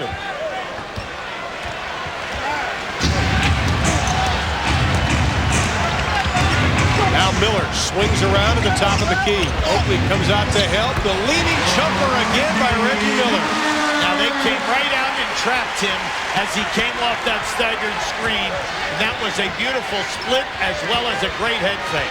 9-13. Starks back to Oakley from 19. He parries it. This is like a shootout in some corral between Oakley and Starks, except Oakley's taking it a step closer. And 1 point less, and he's 5 of 7. Right. Miller again dishes it off to Jackson. Looks inside, tries to force the pass. Another turnover for Mark Jackson. Starks, Oakley underneath, all alone. Where's Dale Davis? Right now, Mark Jackson has 3 quick turnovers. And they say they did not give him a time. They called a timeout. The officials did not give him a timeout. Well, the Knicks players were already on the court. Mark Jackson was heading over to sit down on the bench. You see his story this evening. Jackson needs to get something going offensively for this ball club. Absolutely. Now he's just got to run the team without turning the ball over. Larry Brown talked about his key players stepping up in this game. He's challenged them. Ewing with the block. Technical foul on Rick Smith. Smith wanted the foul that time on the shot. And the reason why he's upset is because the time before when he put it on the floor, he was bumped hard and he lost his balance. Now keep an eye down in here right now. As he drop steps right there, Patrick caught him on the left arm as he spun. That's why he said something. No doubt about it. If you're Smith, you got to be frustrated right now. He better be careful because he's still talking to Danny Crawford. And now Dale Davis tries to keep him out of the conversation that Reggie Miller's having with him. And at the other end, it'll be Charles Oakley. Following this, we'll have a jump ball. 7 points in the third. And that was the disaster quarter for the Pacers. Now, in that third quarter in New York in Game 2, you can see they only scored 13 points, shot 40%, but the 13 turnovers were the key. Well, already in this quarter, they are off to a horrendous start because of the turnovers. Well, they've only scored 4 already in the quarter as Hayward Workman is checked into the lineup for Mark Jackson. Miller, the spin move, has it knocked away. They cannot believe it. Here comes Starks. He pulls the trigger from 3. Goes over the backboard. The Pacers have the ball. Reggie Miller cannot believe that no whistle was called on that last play. Well, you're going to see this move as he ducks under here. Watch, he comes out of the spin move, and as he goes up right here, he wants the body. The refs don't give it because the player was stationary with the arms up. Reggie also lost the handle of the basketball. Moves into Starks, offensive foul. And that'll be a technical foul on Reggie Miller. And they're throwing things at the arena. I don't believe, and they're throwing money again. What is the problem? Now they threw a big cup of water on the floor and hit Matt Riley. And Hubie Brown almost got hit with a peanut. It's all ice out there, and now we're seeing quarters all over the floor. Unbelievable. Now keep an eye on this. There's your fake, and as he steps in, see, that depends upon your angle. Now that was, he lowered his shoulder and stepped right in. Well, naturally, when you're the home team, you want that call. But if you are a defensive team, you want that as an offensive charge in the chest. You had no place to go. Well, Bob Delaney, one of the officials, got hit with something. And now we're going to have to clean off the basketball court as Danny Crawford and Eddie Rush talk things over. That is a very dangerous situation throwing things, and I don't think the people who are lacking intelligence understand that. And having gotten hit in the throat in Denver, I understand it completely. And a big factor is right now, we have played 4 minutes in this game. New York has taken their lead. Now here comes more ice down on the floor. And I tell you, we talked to the officials after that Denver game, Hubie, and they have a lot of authority in this type of situation, and these fans could cost Indiana a lot of problems with technical fouls. Well, they have the right to do that, and they also have the right to forfeit a game, but they would give a warning to the fans first. Now keep an eye right there on Bob Delaney. You see, he's trying to protect himself right there. And he being an old ex-state trooper, you know, on the turnpike in the state of New Jersey in his old age. The big key right now, Indiana, 5 turnovers in the first 4 minutes of play during this quarter. Bad shot selection, but also turnover. Now Larry Brown is very, very upset. He's all over Delaney because of Rick Smith. He's calling Rick Smith, and he has a very, very good point. There's no doubt about it. Well, let's mark it down. It's 58-49 is the score when all this problem happens. And now Larry Brown trying to tell the crowd to stop. You know what's ironic about this? One of their own players could be hit just accidentally, and they could be put out of the ball game. Well, they still have to shoot the technical foul on Reggie Miller.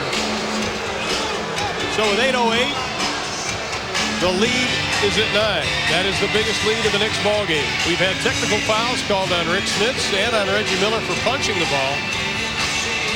And that is when the problems happen. And now they throw the ball from the baseline, and it hits Derek Harper in the back of the head. Derek wants to make sure it wasn't intentional. It was unintentional. He's laughing about it. Now you wonder why Oakley's going and shooting these technicals. He's a 79% shooter.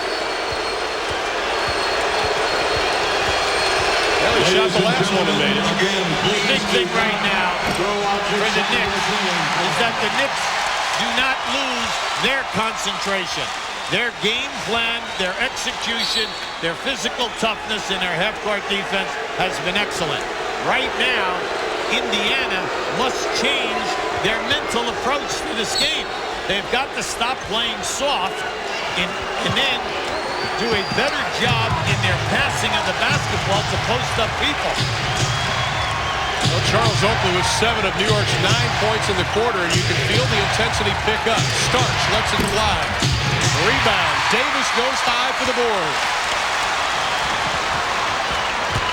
Series tied at 1.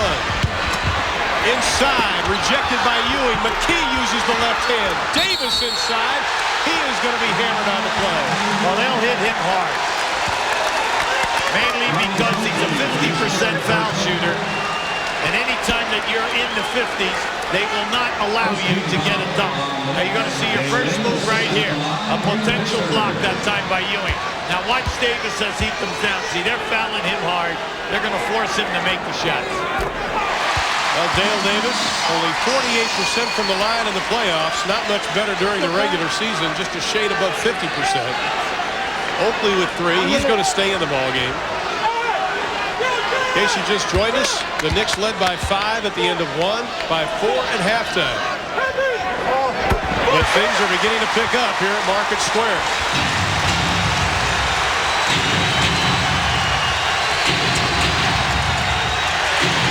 Harper almost throws it away. Workman overplaying Harper. Now they're inside of 10 seconds. To Oakley. Just inside the 3 with 4 to shoot. Smith the fall away. Nothing but the bottom of the net. You have to give them their due. They are knocking them in with 1, 2, and 3 seconds on the shot clock. A lot of poise shown by the Knicks tonight. Well, their ball movement has just been great all night. Davis no position on Oakley. Now he does. Ewing picks him up. Inside. Doesn't get it. Smith with the rebound. Miller for 3. Harper, very physical, and he's going to be called for traveling. Derek had no place to go. Now, that was a tough play for Harper. He tried to make the rebound, save the ball, and start to break all at the same time. And then he ran into traffic. We have a timeout. The Knicks lead it by 9 with 6:51 in a wild third quarter. The NBA playoffs on TNT are brought to you by Chevrolet, the cars and trucks 36 million people depend on every day. And by Dutch Boy Paint. Give your home the lasting look of Dutch Boy. Bud. Wise. Bud. Wise. Bud. Bud. Wise. Bud. Wise. Bud. Bud. Wise. Bud. Wise. Bud. Wise. Bud. Wise. Bud.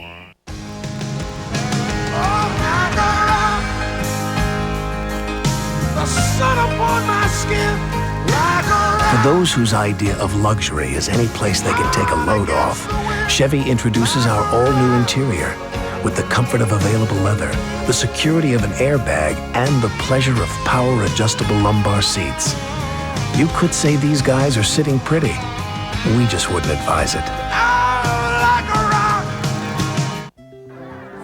CARE is here to help people help themselves. The progress is really remarkable in Zambia. People work so hard to improve their lot in life. And these people are really willing to learn now.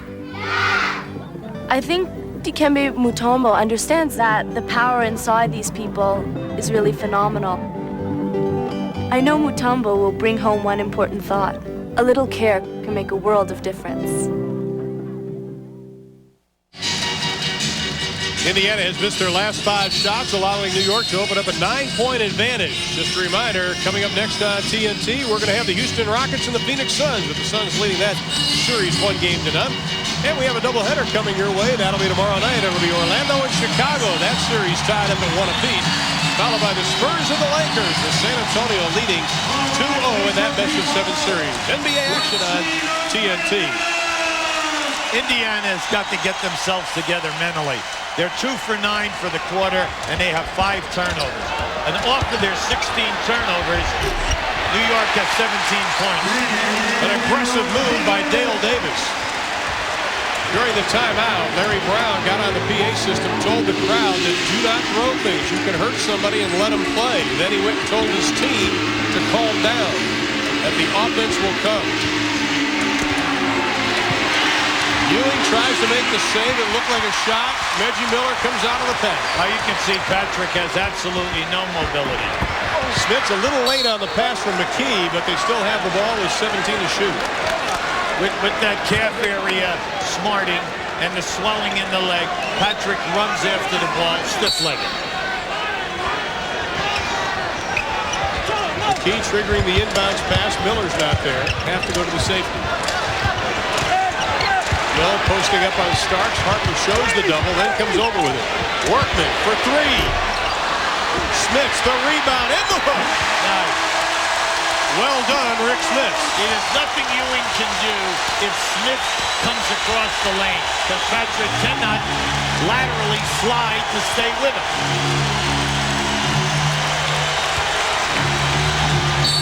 Miller with a touch foul. That is number 2 on Miller, and only the second team foul here in the third.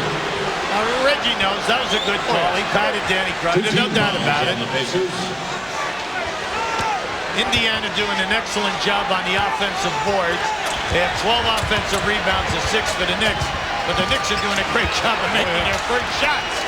There's not a whole lot of offense. Absolutely. Here's Starks, 10 to shoot. He wants a little help from Harper. Now Ewing posting up on Smits. They're letting him play. Ewing, baseline. Stolen by Oakley again. Another bad pass down the middle of the floor to start the fast break. Starks for 3, and he buries his 7th. One off the record set by Dan Marley in a playoff game. We sound like a broken record. They make a great outlet pass. They get a great rebound, make the outlet pass right into traffic. Next thing you know, New York scores. Workman saves it. Reggie looked at the 3, took a hop step. Smith whistled for the foul. That is number 4 on Charles Smith.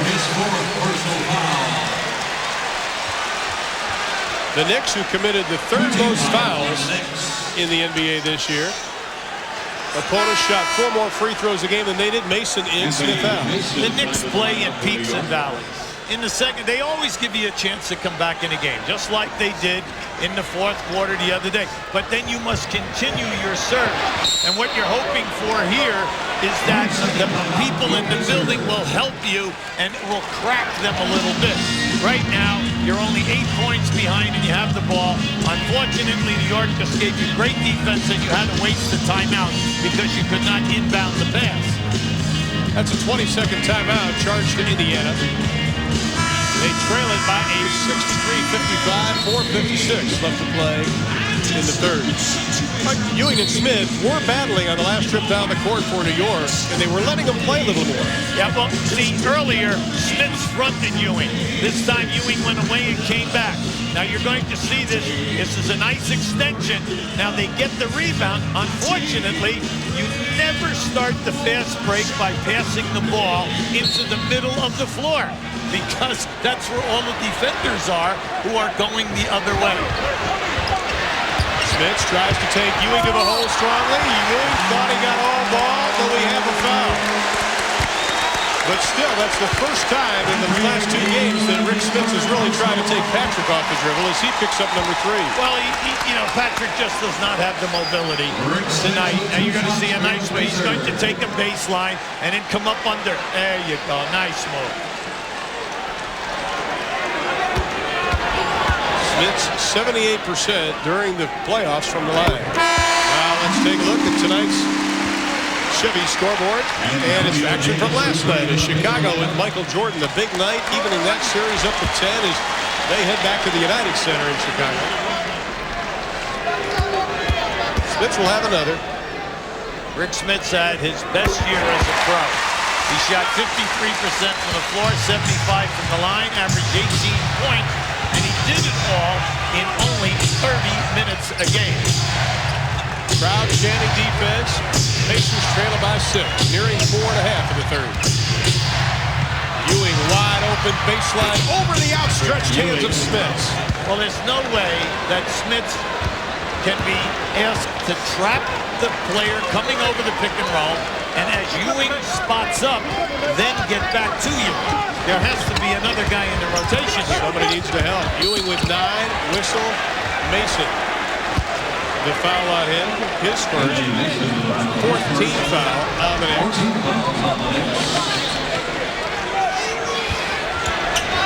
Side out of bounds, Indiana. You have to take it to the hole. You want to go to the hole strong. Get a chance to get to the foul line here on the next foul. Smith's behind Ewing. They get it over to Antonio Davis. Short. The rebound, the putback. Miller won't go. Rebound. Oakley tipped it. Still loose. Last touch by Oakley. Indiana has the ball. Hey, Reggie Miller gave you plenty of effort. Like we said, Reggie is over here right now talking about Delaney and saying, listen, I got hit on that shot. Where's the call?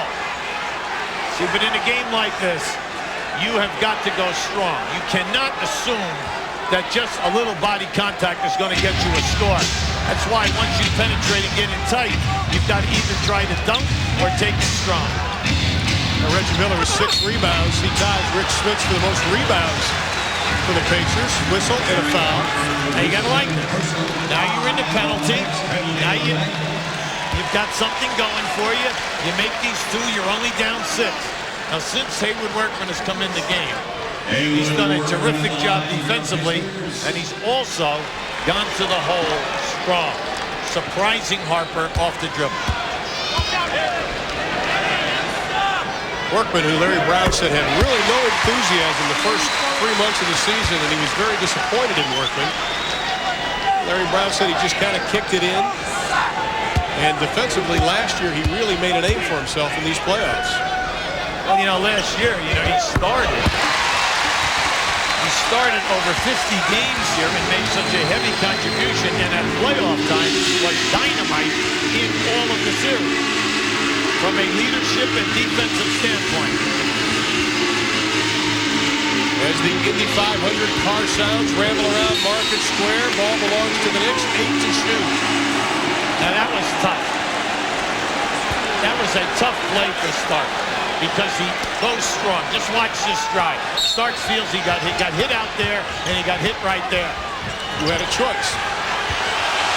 4 to shoot. Starks on Miller. Gets him up in the air. Reggie Miller whistled for the foul. He cannot believe it. He knew he fouled. And that'll be 3 on Reggie Miller. Check that 4 on Reggie Miller.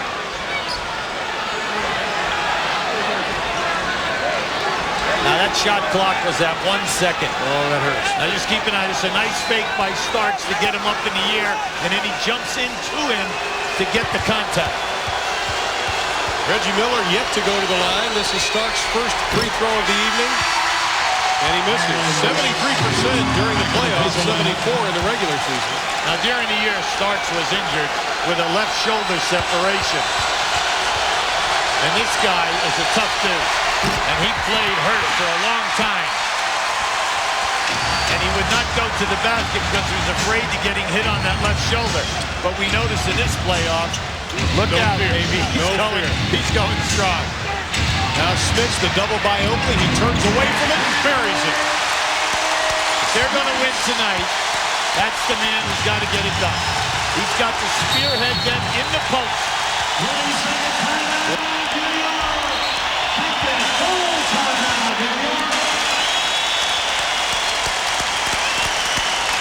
A 10-5 run by Indiana. We have a timeout. They trail by 4. Watch Starsky and Hutch burning rubber and making busts weeknights at 6 on TNT. Before we introduced the all-new Chevy Blazer, it was thoroughly tested. We're quite pleased with the results.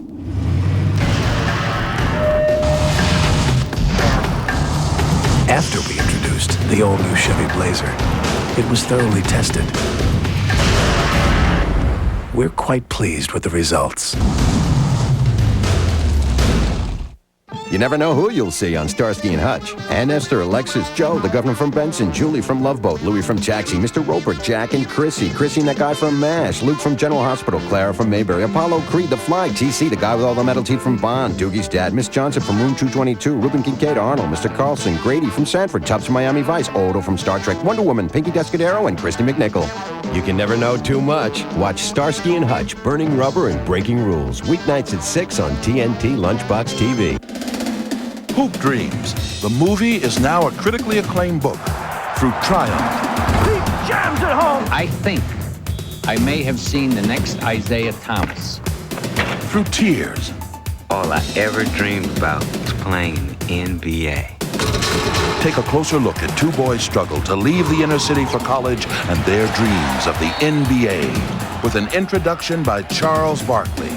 Hoop Dreams. Now in bookstores.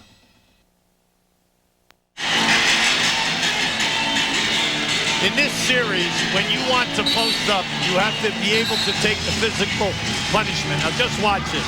Now here you have your screen across, you get the bump with Mason, and then you get Patrick trying to fight over the top. See, you got to have a wide base. Now this guy is dynamite when he turns to the baseline. You have to remember, just a year ago, He had 27 a number of times in the series, and 2 years ago, he had 27 3 times in the New York series.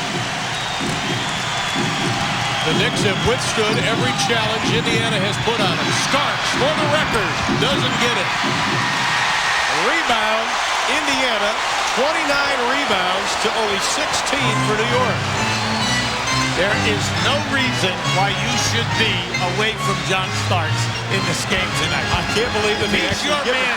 That's right. You have to be hugging John Starks tonight. McKee slipped, fell. That is probably some of the residue of the ice being thrown on the court as Oakley takes it to the hole. He's fouled hard by Haywood Workman. And Oak bounces right back up. Now here is a problem for New York. Gave 2 shots. Now this is just a good hustle by Oakman. Getting out here and a hard foul by Haywood. And Oakley will be at the line. The Knicks only 7 of 14 from the stripe, while Indiana 18 of 20. And Pat Riley told us today, Ubi, that he was concerned about free throws. And right now, they're not getting a lot, and they're also not making the ones they get. Well, Pat said we have to be conservative in our turnovers. We must make our foul shots because it's a big road game. And then they're going to go at the 1 and 3 position, meaning the point guard and small forward. Now, they were successful early at the point guard, but then Haywood Workman has come in and has shut down the scoring at the point guard position. And then I think tonight that Derek McKee has really done an excellent job in holding his own against Charles Smith as well as Anthony Mason at that position.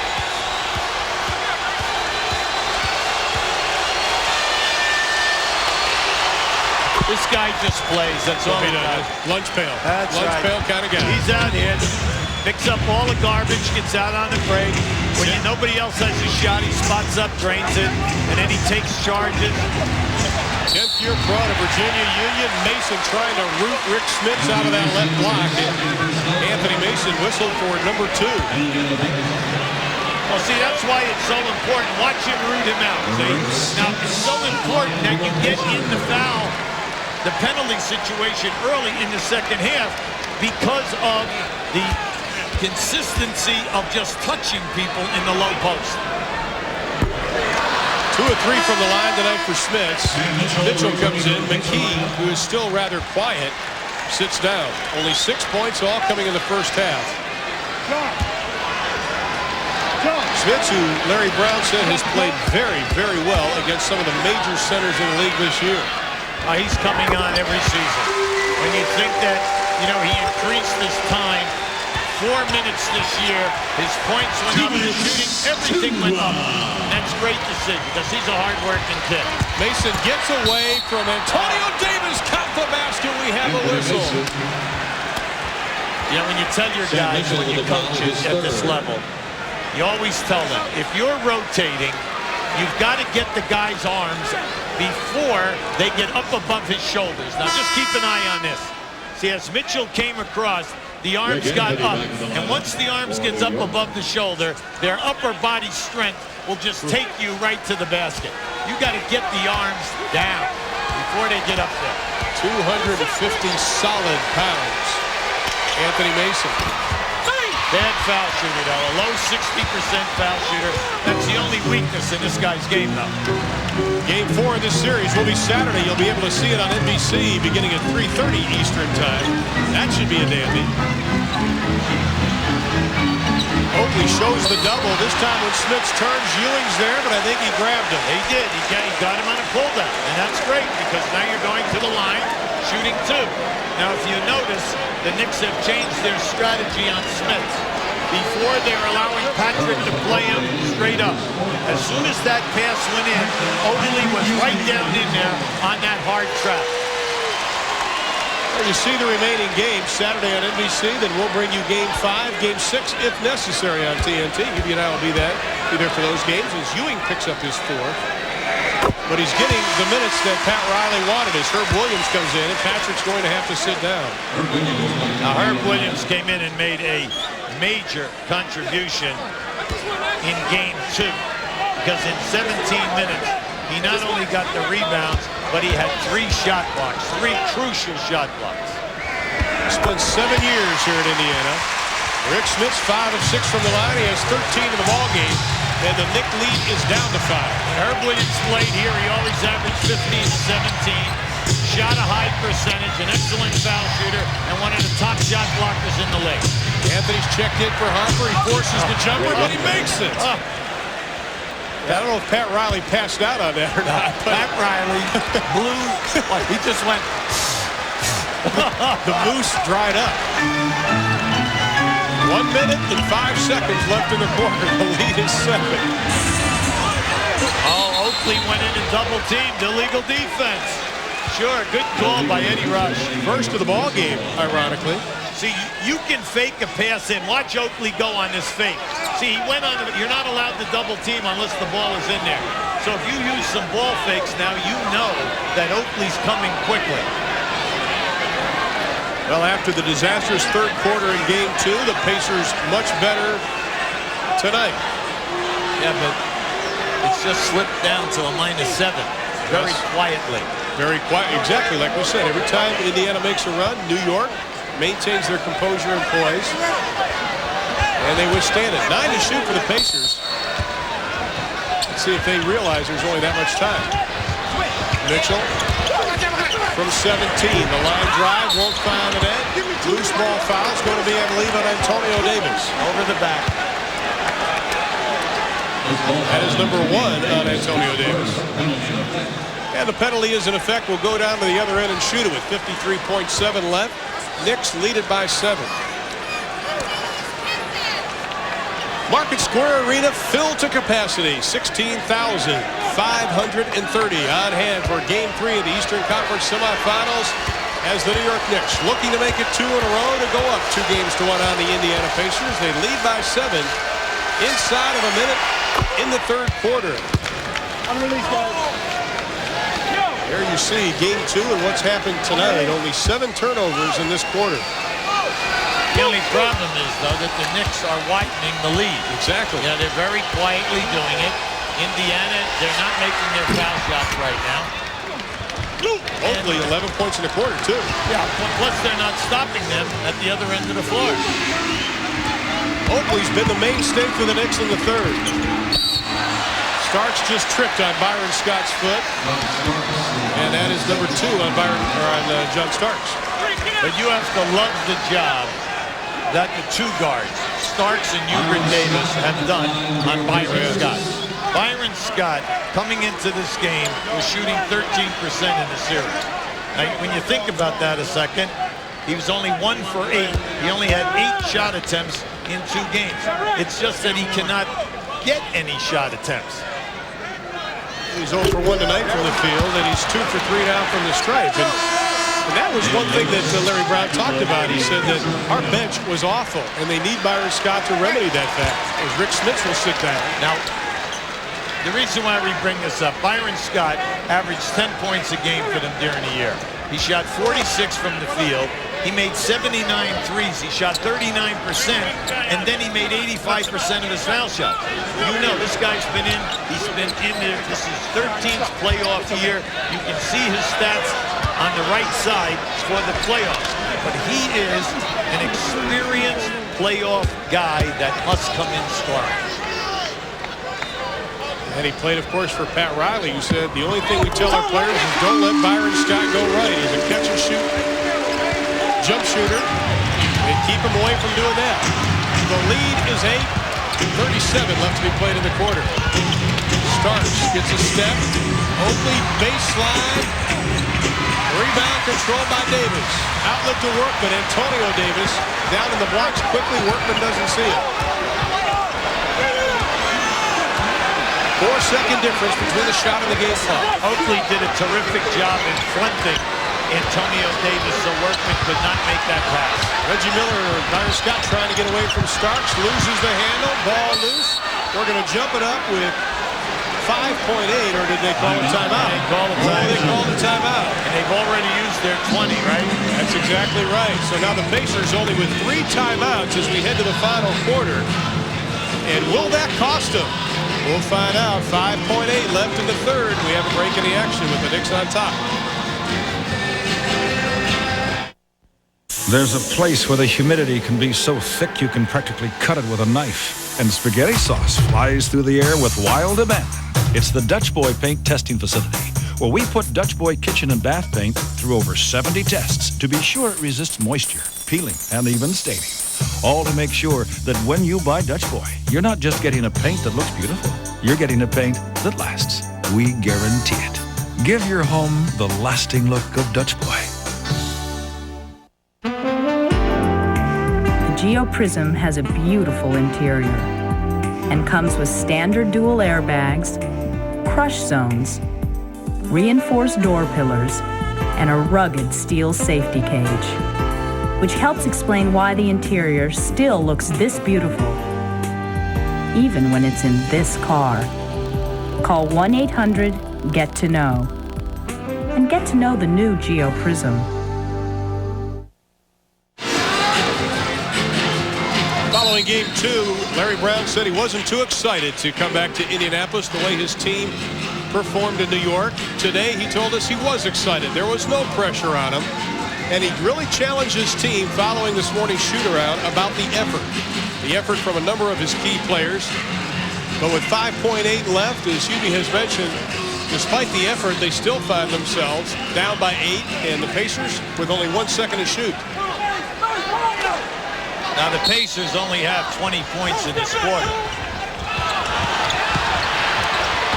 The lob, that'll be a shot clock violation, and with 4.2, the Knicks have the ball. Give the Knicks credit. The Pacers only have 65 points. 24 in the first, 21 in the second, and 20 in this quarter. Once again, the defensive presence by the New York Knicks. Number 2 in the league in points allowed during the regular season. Oakley, the baseball to start. He traveled with it.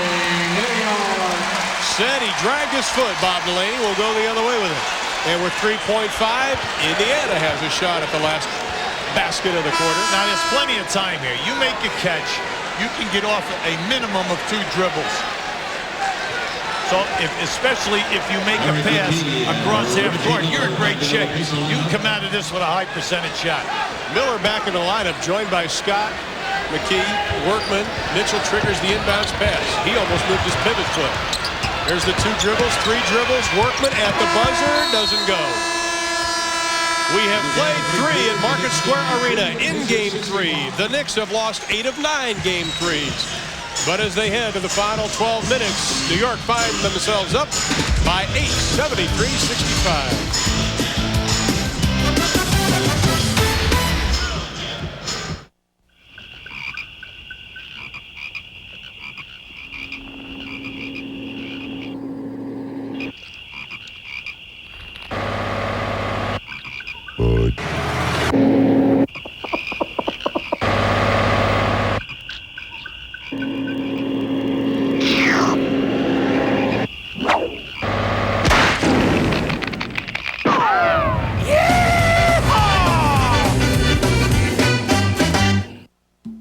Yeah, I'm looking for those things that help you hang stuff.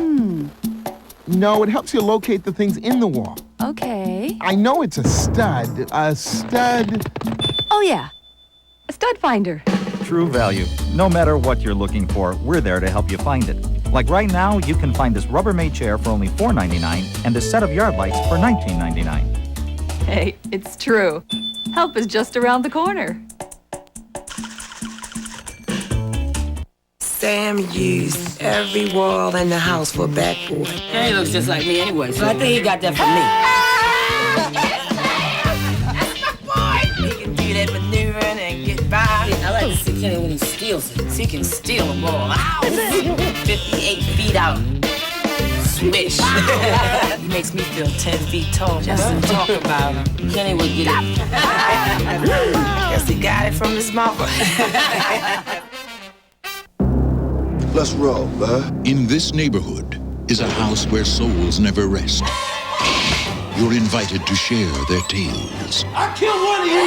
I kill you all. Tales of madness, of revenge, of horror. From the producer of Menace to Society and executive producer Spike Lee, Tales from the Hood. Chew or be chewed. I don't need to be hearing this, man. Rated R. Starts Wednesday, May 24th at theaters everywhere.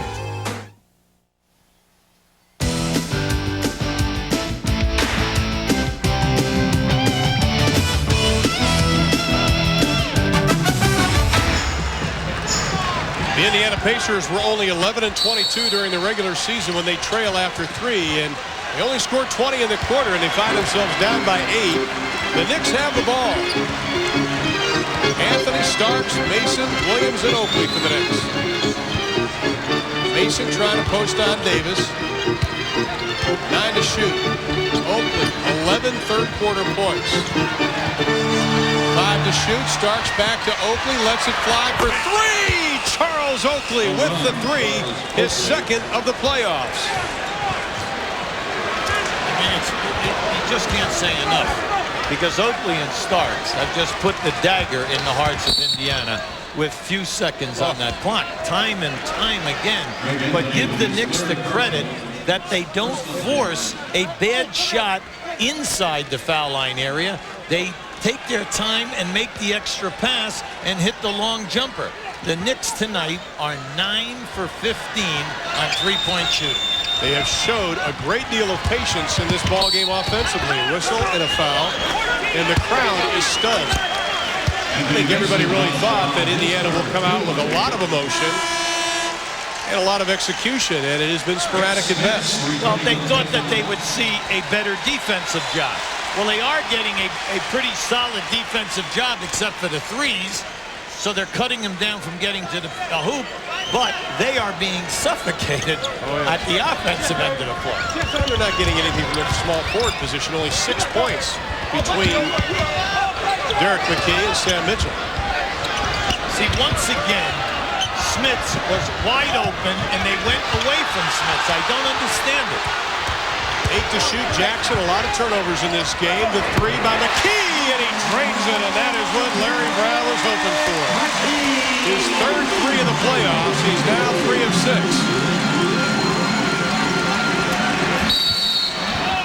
Whistle, body contact underneath as Dale Davis just ran over John Starks. Now they're talking to Dale Davis. Well, Dale Davis very seldom says a word during the course of the game. Flagrant penalty 1. Flagrant penalty 1 on Dale Davis. That's a 2-shot foul. And the ball on the side. Now keep an eye down inside now. You're going to see the, as he set the screen, as Stark set the screen, Dale Davis really blasted him. Lowered the boom. Starks 0 for 3 from the stripe tonight, 0 for 4, and the free throw woes continue. Now we're going to show you that play again, right in the lane. Watch the hit.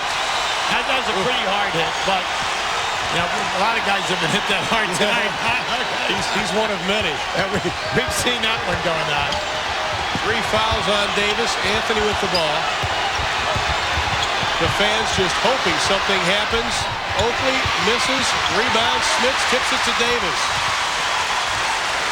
A lot of time left. This game far from over. They get a hoop right now. Everything will be fine. The building will erupt, go crazy. You give them the ball, the man is open. Smits finally fouled by Williams as they did battle, but like you talked about in game 2, the same thing in game 3. Now, when you're a post guy, you can't make them pass you the basketball. All you can do is work hard. And when you're open, like right here, you see where he had him posted? He had him posted initially in the paint. You have got to get the post guys the ball when they're open in their high percentage areas. Reggie in, John Starks out. Jackson fouled by Greg Anthony, who said he was putting his arm around him. But Anthony picks up number 3. Now that's critical. That's the Knicks' 4th team foul. They should take it again right at them. There's the bump right there. That was a good call. They should take it right to the hole again. They'll be shooting the penalty with 10 minutes to go. And that means a lot of points when the clock isn't running. Miller only 2 points in the second half after 16 in the first. There it is, right there. There it is. See, Pat Riley's going crazy right now. I mean, he's really letting Delaney hear about it, but Delaney is giving him a deaf ear because, once again, there it is. There's the handshake right in the middle of the stomach. And this is key. 10 minutes. 10 minutes. Shoot the penalty. It took just a minute and 48 seconds for Pat Riley's troops to pick up 5 team fouls. And that is Reggie Miller's first free throw attempt this evening. And Game 1, Reggie had 11 free throw attempts without even shooting the ball. 15 total. That's why when you're coaching in this league, you've got to understand the incredible advantage of the penalty shot. Oh, yeah. And whether or not you have an inside game, whether it's off the dribble or posting people up to get those necessary fouls. It's a 5-0 run by the Pacers. Oakley lost the handle, regained 9 to shoot. On McKee to the hole. McKee with a rejection, but he had a dribble. That's a double dribble. Yeah, they're saying that McKee hit it. That's why it wasn't a double dribble. Larry Brown wanted a double dribble on the side. Everyone wanted the double dribble. But they gave it as a loose ball and then giving Oakley another attempt at the dribble. McKee with a foul. We have a timeout. 9:42 left. Knicks by 6.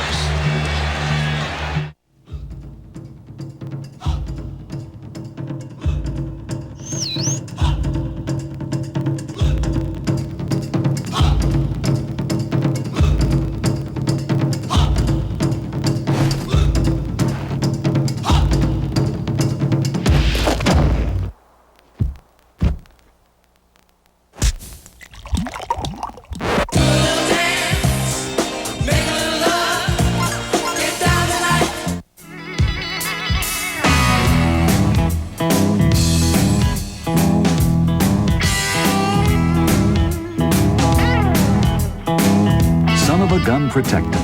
Nothing works better on your car's leather, vinyl, and rubber. It can turn just about anything into a great-looking car. Nice car. What, this pile of junk? Give it the gun. STP Son of a Gun. And now clean your toughest tasks with Citrus Scent Cleaner Degreaser. When the ball goes up, you have a choice.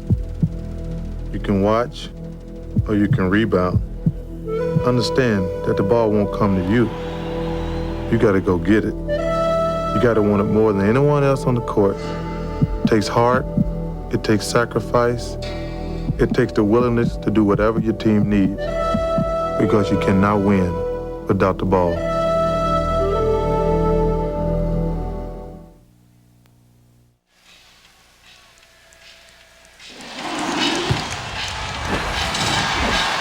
And here's tonight's Dutch boy in the paint. Rebounds and forward. Now, the rebounding is staggering. You can see Indiana with 13 offensive boards, but how about Indiana doubling the Knicks? But it's the field goal percentage which helps out there. Now, we're going to show you why this is not a double dribble. See, that was a fumbled ball. Now he still has his dribble here right now. And as he comes over, you're going to see he just blows by Derek McKee. Derek goes for the block. Gets the foul.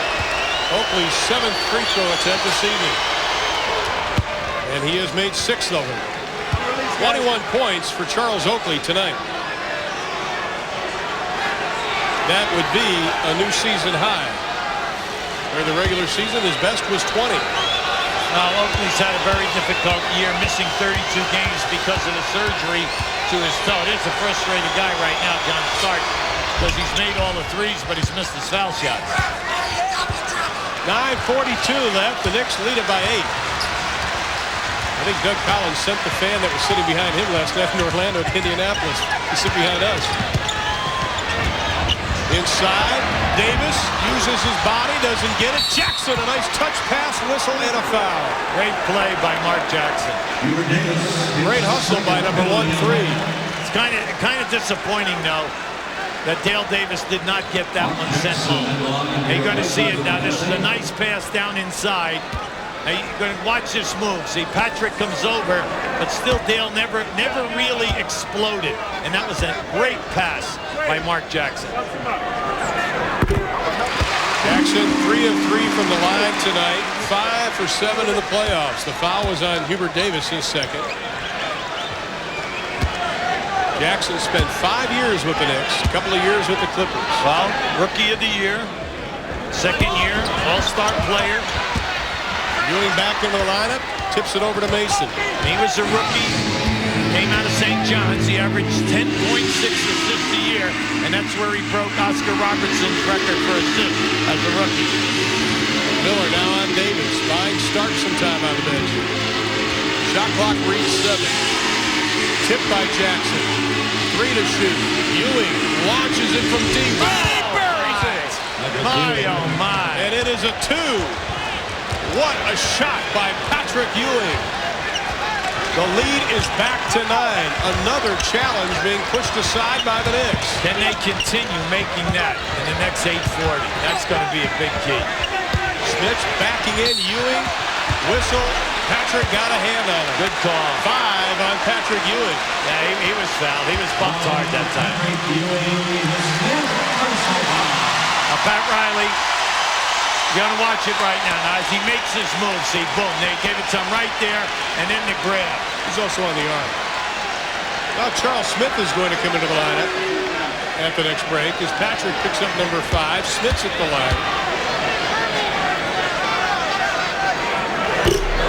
Smith's now 5 of 7 from the stripe. With this lineup, they'll either go with Oakley on Smith's, or they will put Mason on Smith's, but they will double quickly. Numbers on Smith's in the ballgame.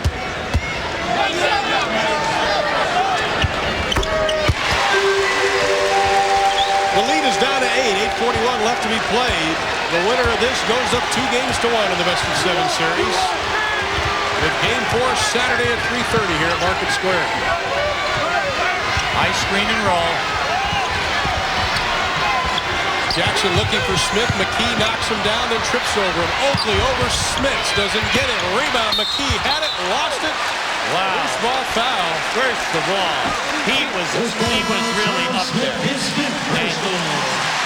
that was a great attempt by McKee. I mean, he's up out there. Watch, see, he was down on the floor. He's up in traffic, and he was even knocked under. You could see the lower part of his body was pushed underneath. And now Charles Smith called for number 5. So Ewing with 5, Smith with 5, Mason with 3, Anthony with 4. Once again, NBA games, you've got to make your foul shots. And McKee does it. He's 2 of 3 from the stripe tonight. Was 13 of 16 coming into the ballgame for the playoffs. Right now, Larry Brown shaking his head because in the second half, they have definitely struggled on the foul line. Smith is the only one that's done anything. He's 6 of 8 from the stripe in the second half. Well, for the game, they're 10 for 17. Now they're screening down on both sides of the lane for Harper and Davis. Double dribble. Good call, Eddie Rush. Well, Harper let that settle. Yeah, he let that one settle, Ron. See, a lot of players in this league get away with that. Some guys cup it. Now keep an eye on the dribble here. Now you're going to see him now. See, That's that left hand in there. That's right. Derek. Some guys, rather than bringing it up, will cup it and then take it over the top. 7-point lead. Reggie, no room. Davis cuts him off. McKee. Smith tips it away. Davis comes up with a loose ball. The Knicks leading by 7. What a beautiful steal that time by Charles Smith. Playing with 5 fouls. Yes, that was excellent anticipation. Miller chasing Hubert Davis around. Hubert going the other way from the pick. Doesn't get it. Rebound right into the hands of Charles Smith. Smith with 12 in the game. Ups the lead back to 9. Every time you think that Indiana will make a move, they falter and the Knicks come up big. Jackson for 3. Rebound. Smith's had it. McKee had it. Oakley comes up with it. This is smart. They're taking their time. They'll get it up in here. Jackson called for the foul. That is number 3 on Mark Jackson. That's their 13th foul. And we have a timeout. 6:57 left to play in the ball game, and the Knicks lead it by 9.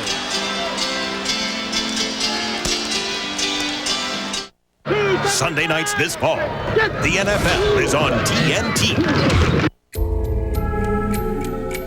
What could possibly be as precise as the tolerances within one of the finest Swiss watches available? How about some of the tolerances within the engine and suspension of one of the finest automobiles available? The newest newest Lexus ES 300. Let others follow. Now eating at McDonald's gets you the biggest break ever. I won! Yes! It's the Monopoly game, only at McDonald's. With over 50 million prizes, it's supersized excitement. I won a Dodge Viper! Shopping sprees, cruises. Sega Game Gear with Sonic Triple Trouble. Get a game piece on these favorites like a medium soft drink. Win big instantly, or collect a Monopoly and win. So go directly to McDonald's and eat, play, win. $1 million! Have you had your break today? In a few weeks, this shipment of the hottest, coolest, newest footwear will be arriving at every athletic shoe store in America. Except one, Foot Locker. Why? Because Foot Locker's already got it. Hey, if you're looking for the latest stuff, why go someplace that gets it late? Foot Locker gets it faster, so you'll get it faster. Because life's too short to wait too long. Look for the new Nike Catawba at the place that's got them right now. It's the only place that will ever have them. Foot Locker. New York on a 5-0 run have opened up a 9-point advantage, 82-73. There's still a lot of time left, but this is almost do or die time for Indiana, is it not? Well, I don't think so, Ryan. I mean, look, they were 33-8 during the year in this building. They won 2 games in the first series against Illinois, 35-8. If they lose tonight, it would be 35-9. Unfortunately for them, 3 of them would be to the Knicks. Yeah, exactly. If that's what you're alluding to, okay? But their offense is shoddy. They have absolutely no tempo going. There is no fluid movement. And if you notice, Reggie Miller is not even included in this offense right now. You've got to give the Knicks great credit for their hard, physical defense. And technical foul on Derek Harper. He got into it with Workman. Let's see if they give it a double technical. And it must be, because they're going to bring it side out. Well, they're going to call it for taunting. Double technical fouls on Derek Harper and Dale Davis. Oh, Dale Davis gets it. And there's plenty of time in this game right now, but you know, Indiana's got to have it at the defensive end. The Knicks have just been able to come down here, and they keep either getting fouled or they keep scoring. And if the Knicks would make their free throws, they'd be so far ahead, it could get ugly. Indiana has only missed 7 of 34 attempts. The Knicks have attempted 21 and made only 11.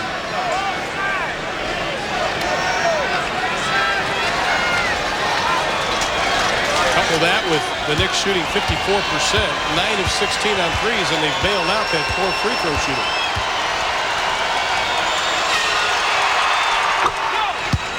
Anthony Mason with his first. He's 1 of 2. You're down 10. You're in your own building. Smith, Miller, and McKee have got to get high percentage looks at this basket, and then they've got to make the shots. Then when you score, you've got to show why you are in the top 4 defensive teams in this league over 82 games. Field goal percentage against and points given up. Reggie needs to get going. Only 1 of 4 in the second half after 8 of 12 in the first. Whistle and a foul, and this may turn into a free throw shooting contest. As soon as that pass was made over the top of the player fronting Smith, Charles Oakley is down like a shot. Look at Mason. Now watch what happens as soon as Smith catches the ball. Oakley's right there. Right there. And that's tough to split a guy, 2 guys like Mason and Oakley because of the bulk factor. The size of him. The block the sun. But you're getting 2 freebies. It's happening quick. Very little time is running off the clock, but you must make the shots. There you see the free throw situation.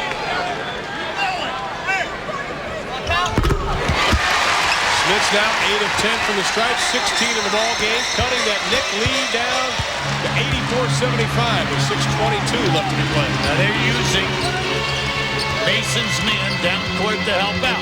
Now Mason is an excellent dribbler. They're going right into Charles Smith. 2-man game here now. He sets the pick, he rolls. Harper with 4 to shoot. Works on Workman, 2 to shoot. Puts it up. No, that did not hit anything. That should be a violation, and it is. All right, that's what you need. 1 stop. Indiana needs a field goal so that the people will have a little faith that it can be done. Still a lot of time left. as the Knicks found out in Game 1 between these two teams.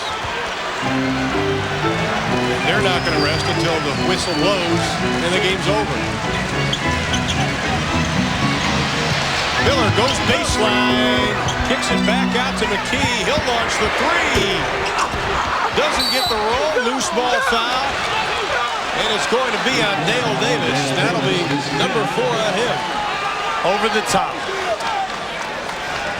See, the Knicks are working hard in trying to block out right now. Indiana's had a field day in second shot opportunities. But in the second half, they're working to get better position. At the line, it'll be Charles Oakley. Oakley 7 of 8 from the stripe tonight. This is his 9th free throw attempt. Only Smith has shot more. And he's only missed one, which is the important stat. Antonio Davis in, Dale Davis out. Mark Jackson continues to sit. Workman getting the bulk of the playing time right now at the point guard for Indianapolis.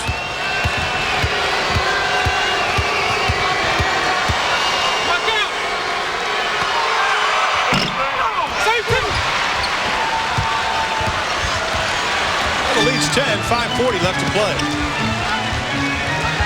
Bringing Reggie Miller right up the middle of the floor. Only his 5th shot attempt of the second half to no avail. Yeah, air ball that time. That was forced in traffic. They tried to bring him right up the middle of the lane. Harper, beautiful roll to Oakley. Smith wide open for the jumper. Doesn't get it. Rebound controlled by Miller. Up court to McKee, to Workman, to the hole. Finger roll, Haywood Workman. Nice outlet, beautiful pass by McKee, and a fine finish by Workman. The fans looking for something to cheer about.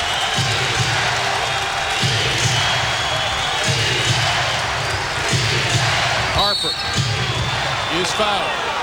And it'll be on Haywood Workman. Both teams shooting the penalty. 3 on Workman, and Starks checks back into the lineup. Hubert Davis sits down. Don't forget, coming up next, we have the Houston Rockets and the Phoenix Suns from America West. Gary Bender, Jack Gibbons standing by for that ball game. It'll be coming your way in just a couple of minutes as Charles Smith will sit down and Patrick Ewing comes back into the game. Ewing with 11 points so far this season. Quiet offensively. Throughout Harper's career, he's always been a very solid free throw shooter, 75%. And then he's one of the fellas that have that unique distinction that during his first 8 years in the league, he made a point improvement from season to season. 7 straight years. He played on those great Dallas teams that Dick Motta had.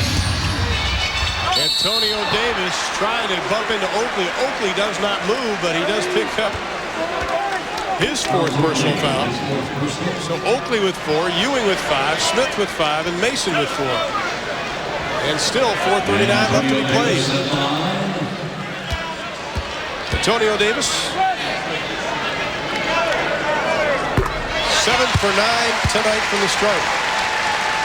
Well, you know, basically, he's really not a solid free throw shooter. A year ago, he shot 64. This year, 67. This year, his minutes increased. But we told you that he did miss 38 games with an operation on his back. 8 of 10 tonight from the stripe, but he has cut the Knick lead down to 8. And the Indy 500 sounds return to Market Square. Harper trying to take Workman. Starks. Miller doesn't buy the fake. Mason inside between the legs. Starks with 3 to shoot. Doesn't get it. Smith keeps it alive for the Pacers. Whistle, blocking foul. Starks went for the steal, picked up the foul instead. He went for the steal because he thought Reggie was going to go with a high dribble.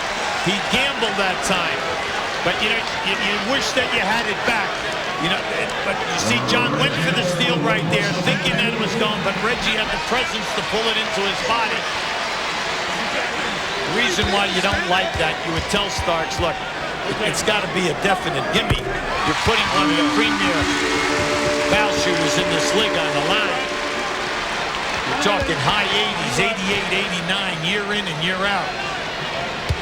Just a short clip under 90 this year. He's 100% tonight. 22 points for Reggie Miller. And the Knicks lead by only 6. Plenty of time left. Harper sees the double. Swing it across to Ewing. Oakley doesn't take it. They have plenty of time. That's good reading of the clock. Mason, touch pass. Harper falling away. Doesn't get the roll. Ewing can't tip it home. Coming out of the pack is Charles Oakley. Oh, that's untouched. Right, that ball went right out of Antonio Davis's hands. Riley yelling instructions. Harper spending some time. Oh, they've got Ewing. And he is gone. They get the call. 6 personal fouls on Patrick Ewing. Fouling out with 3:33 left in the game. Now just watch Patrick move here. Right there. See, and that was an excellent move by Workman. Keep an eye on it now. See, Workman was fighting him right out over the top. Patrick only 11 and 3 tonight in 32 minutes. They score now, this building will go bonkers. Oh, it's going to go crazy. It's a clear out for Reggie. Oh, nice. Off the dribble, off the dribble. Oh, what a move! Spectacular move by Reggie Miller. And John Starks calls a timeout. Listen to him and Market Square.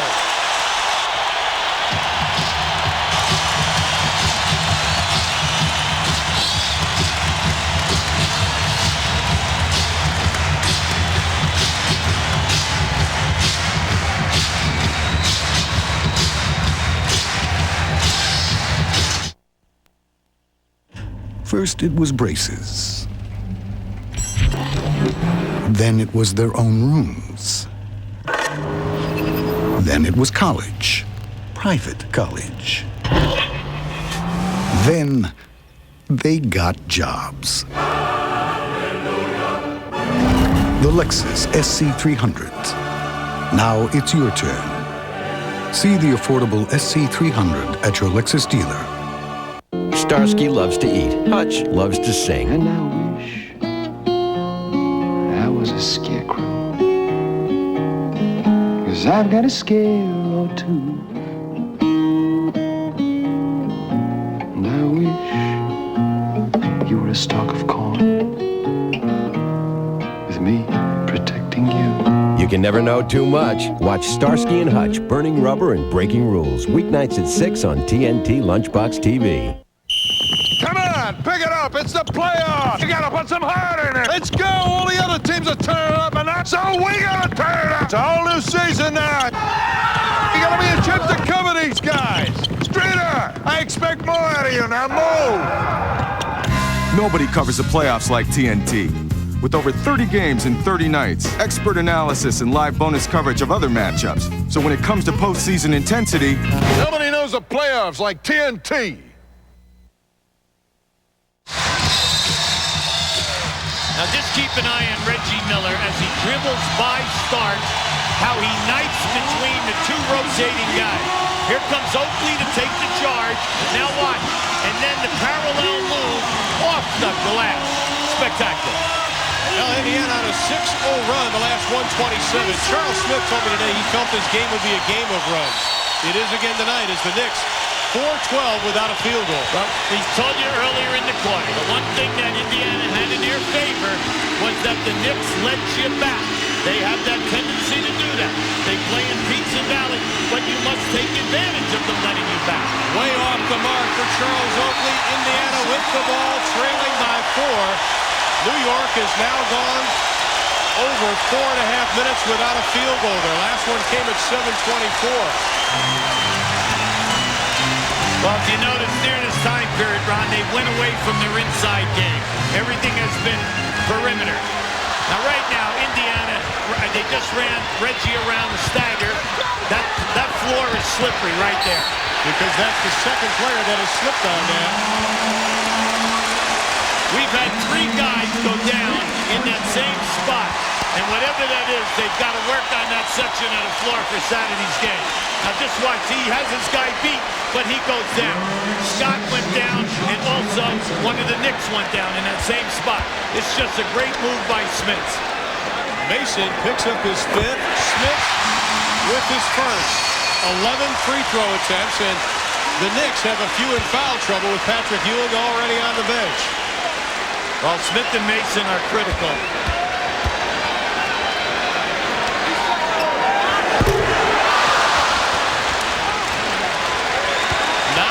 12 from the line for Rick Smith. 17 points, but more importantly, his team is down by just 3.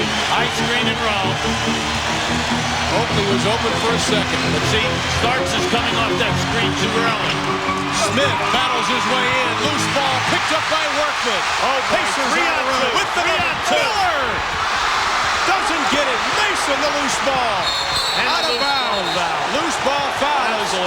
Dan Crawford also takes a hit on the play. Great hustle on the part of both the blue and the white. Give the Knicks credit for that transition defense. What a great defensive move here. They forced. Now just watch here. Starks goes right up. No foul. Reggie just leaves that one short. And Smith playing with 5 fouls. Kicks it out. Mason fouled by Antonio Davis. His second, and at the line it will be Anthony Mason. 2 of 3 tonight from the strike. Now naturally that was a 3-point game. You make the layup, you're only down 1. Mason only 64% during the regular season.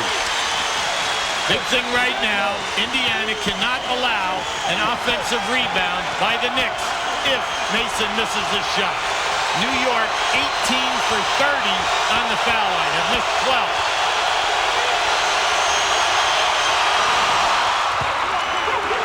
Just a reminder, don't forget, the Rockets and the Suns will be coming up next on TNT, but we've got a dandy. It's New York by 4, heading into the final 2 minutes. Now they're posting Derek McKee against Charles Smith. Smith has him hooked, no foul. Had him hooked with the left arm. We've got a whistle and a grab. Oh, they got a good call. Delaney had that one all the way. Now keep an eye on this nice move. It's a great move. It's a great move by Reggie Miller, and you can see that he stumbled because he got hit. Now Charles Smith is out of the game because that's his 6th. They're bringing in Herb Williams now. Ewing out, Smith out, Mason playing with 5. And at the line it will be Derek McKee. See, Charles Smith honestly did not think that he fouled him. But the referee on this side of the floor had a perfect look at Charles Smith stepping out and Reggie staggering. McKee now 4 of 5 from the line. Timeouts, New York with 3 fulls and a 20. Indiana, 2 fulls. The lead is 2, and will that timeout that Indiana called early come back to haunt them? They are standing at Market Square. Whistle, foul on McKee. That is number 4 on Derek McKee. They'll call that. Because they've been calling it all night. Anytime that you just put a hand on a guy, it's automatic hand check. Big thing right now is Mason has got to make his foul shots.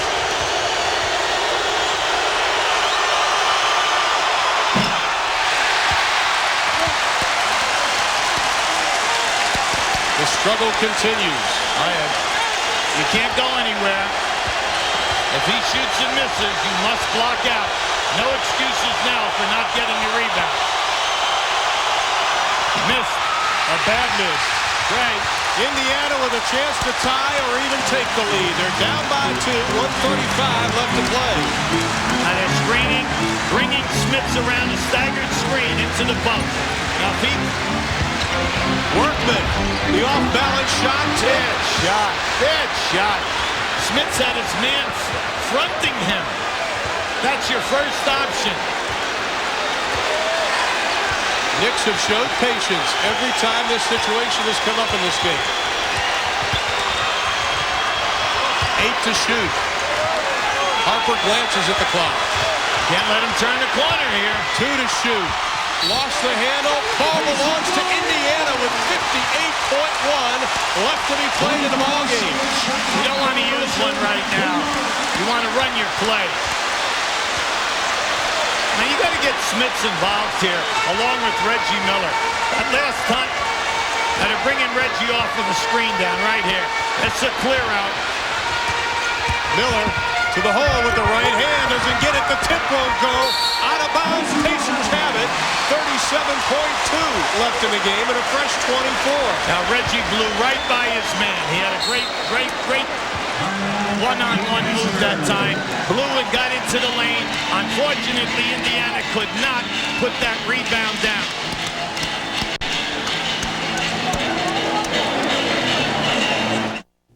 Baseball sure has changed, Junior. Yeah, the hexagon replaced the diamond. And can you imagine facing 3 pitches? Emerson on base. Oh, the base ejector got him snoozing. He goes Why did it all change? All sport. The game just got too easy. The unsurpassed taste of all sport. A third more carbs than Gatorade for energy could make a difference. Next up, your grandson's up. Ken Griffey IV. He connects. It's going. Watch out, center blimp. Oh! Center blimp got him. He was robbed. All sport body quencher. The game will never be the same. Wasn't no taller than that. I think the basketball was bigger than he was. Look at his shoes. This don't look for real. Mercy just moves real fast. Mercy like a little bee buzzing. Where'd you get that from? I guess he got it from his mother. They would laugh and say, what is this little boy doing on the court? And I just told him to go for it. I think he made me go between Shaq's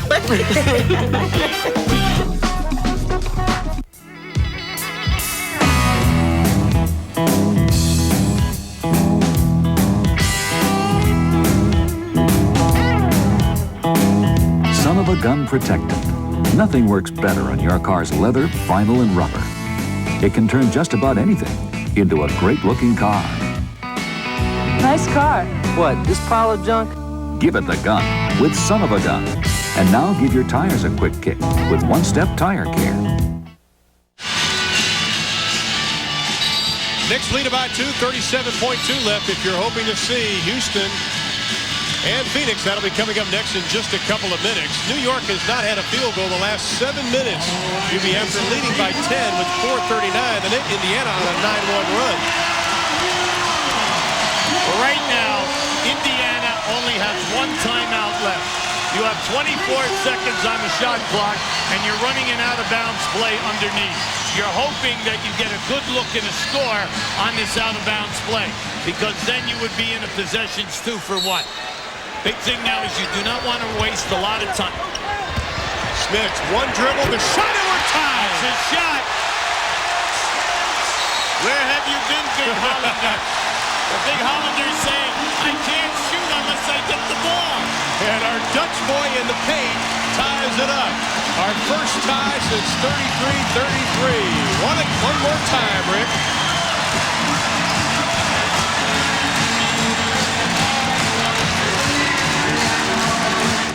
In the heat of the night's new home is TNT.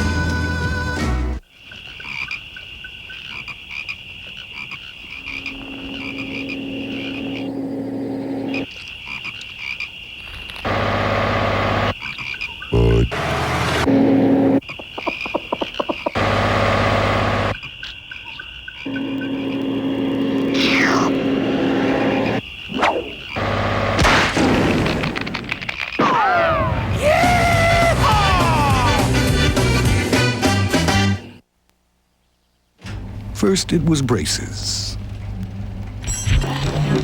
Then it was their own rooms. Then it was college, private college. Then they got jobs.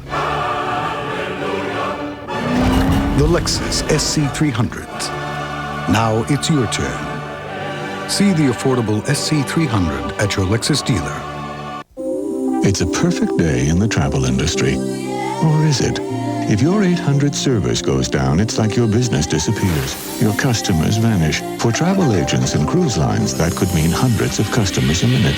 This won't happen to Carnival Cruise Lines. They chose AT&T's 800 Never Miss a Call guarantee, with features so reliable calls would be rerouted in less than a second, so their fund ships stay filled and their calls get through, guaranteed. AT&T, for the life of your business. Ernie Johnson in our Atlanta studios. They have tipped off in America West, the Rockets and Suns Game 2. We'll bring you that in just a couple of minutes. First, got the unfinished business at Market Square. 88 apiece, 34 seconds to go. Ron and Hubie back at Market Square. We are tied at 88, 34 seconds left. Right now, Indiana has one timeout, New York 2 and a 20. New York is going to advance the ball a half court. Now, you know John Starks loves to be in these plays. They like the post Mason, believe it or not. They have confidence in Mason, but John Starks is usually involved in something here. Now, it looks like they're going to screen down to bring Harper to the ball. Remember, the Knicks have 2 timeouts and a 20. Everybody's standing. Mason triggering the inbounds pass. Knicks playing with 3 guards out there now. Hubert Davis, Harper, and Starks. Ewing and Smith are fouled out. Screen and roll. Starks inside. Mason.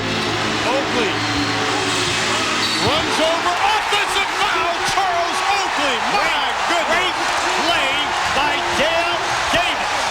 Just a terrific defensive play. He cut off the lane. Now keep an eye. Now watch him come across now.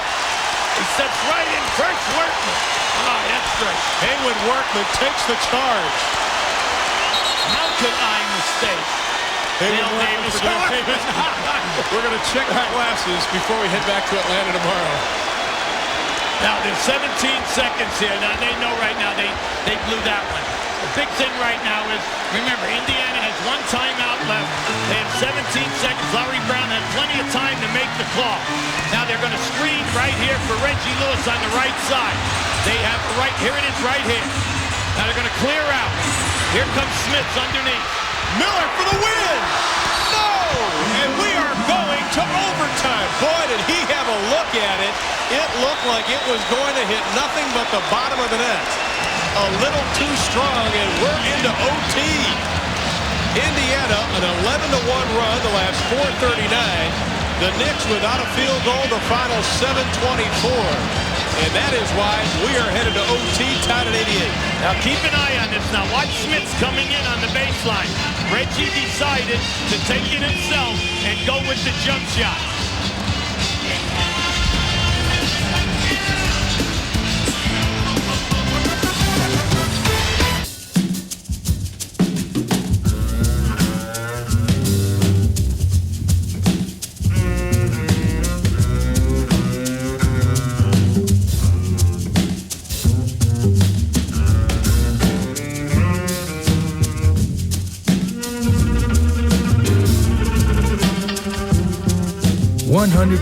Cotton, wrinkle-free Dockers. Pants so soft, they shrug off wrinkles. History teaches primordial perspiration shouldn't mess with one's style. Consider this powerful discovery. Right Guard Pure Power Clear Gel. An astoundingly clear gel. Thus, it goes on clear without any flaky white stuff, protecting one powerfully. For when it comes to protection, one shouldn't mess around. Right Guard Clear Gel. Anything less would be uncivilized. Before we send you to Houston and Phoenix, we have 5 extra minutes at least to be played. New York and Indiana tied at 88. Now they will shoot the penalty after the 4th team foul. Both teams will begin this overtime period with 3 timeouts. And here's the foul trouble tonight. Now Davis with 5. At the other end, Ewing and Smith have fouled out. Mason and Oakley with 5. And Kareem Abdul-Jabbar back in our studio. Pat Riley wants to know if you have any eligibility left.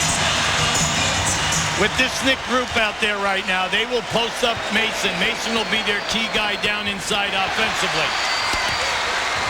They've gone back to the big front line. You have Mason, Oakley, and Herb Williams out there. They're bringing McKee into the post. They have a triangle here. They're going the opposite side now. Mason was fronting McKee. Now McKee pops out with 6 to shoot. McKee for 3. Last touched by Mason. Got a piece of it. An 11-1 run by Indiana. New York, their last field goal was at the 7:24 mark of the fourth. Harper ends the drought. A big shot, Derek Harper. That was interesting because they cleared out the entire side and allowed him to go one-on-one. Only his second field goal of the ballgame. Now they screen down on the right for Reggie, and they're bringing Smits to the ball on the ball side. Here's screen and roll. And Williams with the touch foul, and Herb Williams now with 4 personal fouls. Now you can see that they are so concerned with Reggie that any time that he dribbles the basketball, they have 3 guys on him. Phoenix out to a quick start again tonight, 12-5. They're tough. Lob it in to Smits. Stolen by Harper. He has a 3-on-2 if they hurry. Starks, Mason, Harper for 3! Miller takes it away from Oakley. You can't fault Reggie Miller's effort today.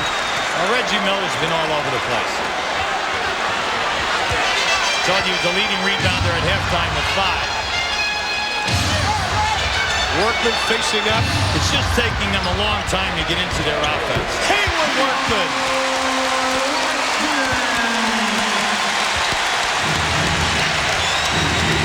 Tied at 90. We played just over a minute and a half of overtime. Now they're bringing Mason to the ball. They come on this side. They screen down for Starks. High screen and roll. Miller buys the fake. Starks launches. Doesn't get it. McKee the rebound. The Pacers can take the lead for the first time since they led 2-0. Well, they're clearing out for Dale Davis. On Oakley. Lost the handle. He threw it away. Lost the handle on the way up. You know, when you're running a team, you have to know who you want to clear out with. Okay? Haywood Workman whistled for the foul. That is number 4 on Workman. Each team has 1 foul.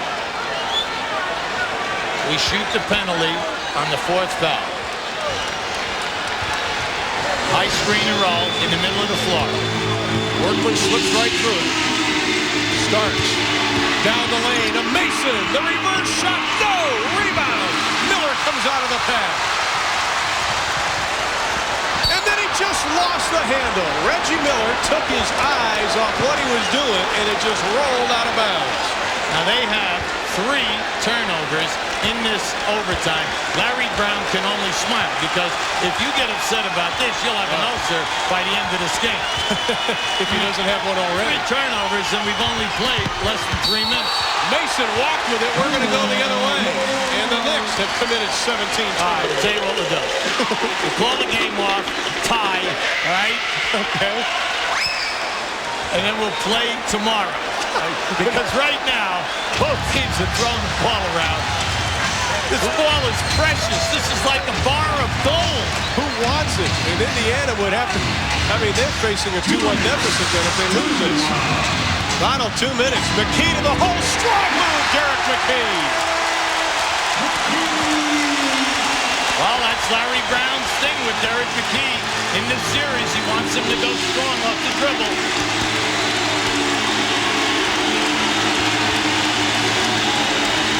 Trying to pop Starks out. Williams sets the pick. Williams doesn't buy the fake. Shot, no good. Rebound, Reggie Miller. Who is that guy? Who's that new rebounder for Indiana? 11 rebounds for Reggie Miller, which would be a new season high. There it is now. Smits with the right hand. Timeout, New York.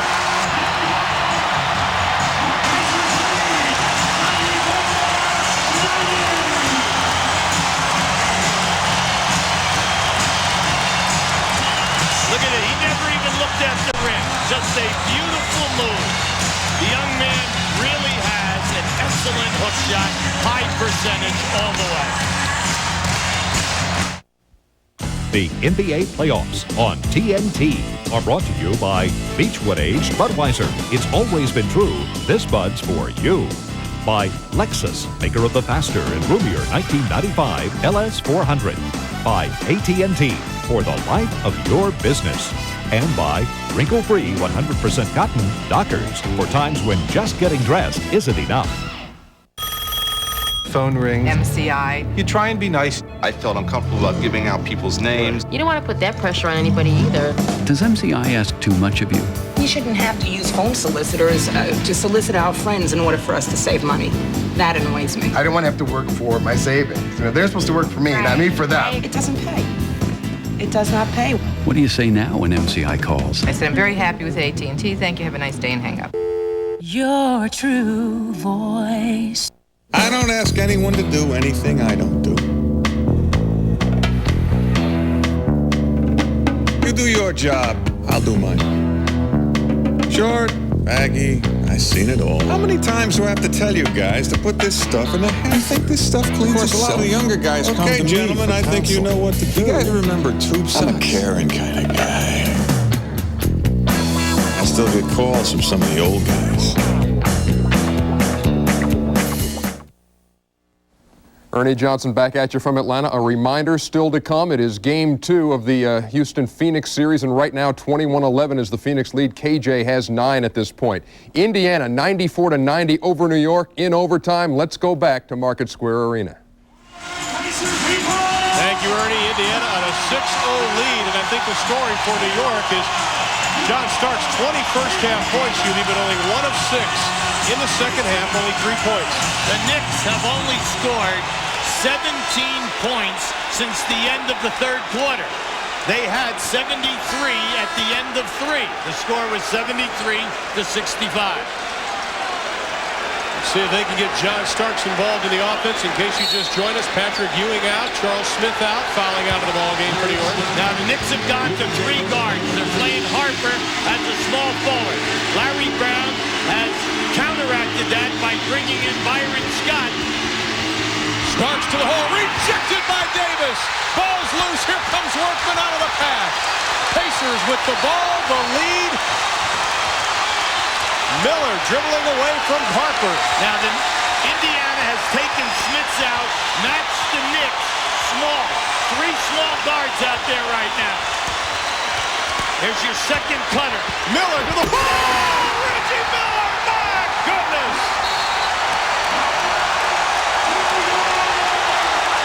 Unbelievable!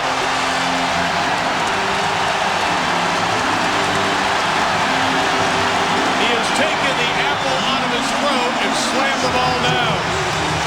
And he's a second cutter off of that screen. Now just watch this. Send it down.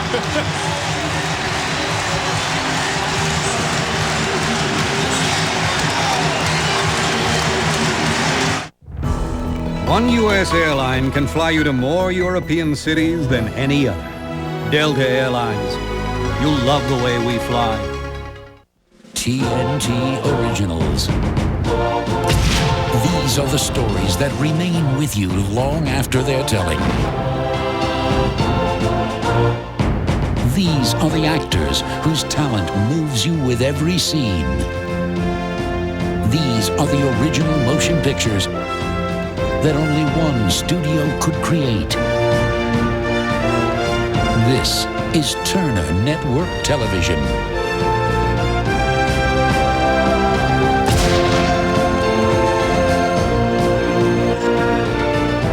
Creators of the TNT Originals. World premiere movies in your own home. Only on TNT.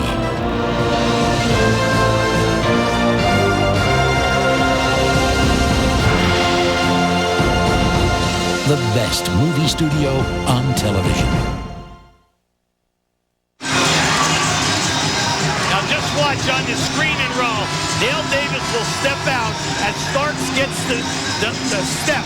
Now once he makes his move, Dale Davis comes right behind him and gets the shot block right there. An incredible play by Dale Davis. And then here's your second cutter off of the screen. There it is right there, and that's sending it home with style. 26 points, 11 rebounds. The Knicks have lost 8 of the last 9 game threes, including Last year, Game 3 to Indiana. The year before that, Game 3 to Indiana. And that string is about to continue unless the Knicks can do something in the next 41.8. With all these guards out there, you have to protect against the three-point shooting. Oakley, no place to go, Yubi. Well, we all know that in basketball, in professional basketball, the toughest play is inbounding the ball with all of this pressure, and then you must get it to the front court. And if the defensive team switches and switches on all of the cutters coming out, it makes it so difficult. The big thing right now for Larry Brown is that they do not want to give up a three. So there is no reason for a guy leaving his man to pick up a guy going to the basket. New York thinking, listen, we want to score quickly. So what we want to do is get it to the hole, quick score, and there would still be 35, 36 seconds here. Starks lets it fly for three, doesn't get it. Oakley, yeoman's effort, tries to make the save to no avail. See, when you look for the three right away and you miss it, now when they inbound, the Knicks will foul, and then as soon as they foul, you have a chance to take the lead to 7 or 8. Now, Indiana with a four-guard offense as Jackson checks in. Well, they're getting in all their good fouls. Stolen, Harper, count the basket. My goodness. What an incredible. You can't pass the ball under the rim. Workman is going to be fouled on the play. They used to call Derek Harper thief in Dallas. Well, I tell you, Ron, that's just bad basketball. You're taking the ball out of bounds. You have 3 timeouts left. You never throw the ball underneath. Now that ball went right through his hands, okay?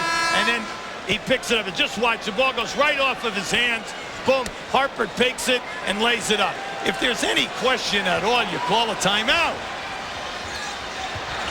Foul was on Harper, his third. Starks hits it off the foot.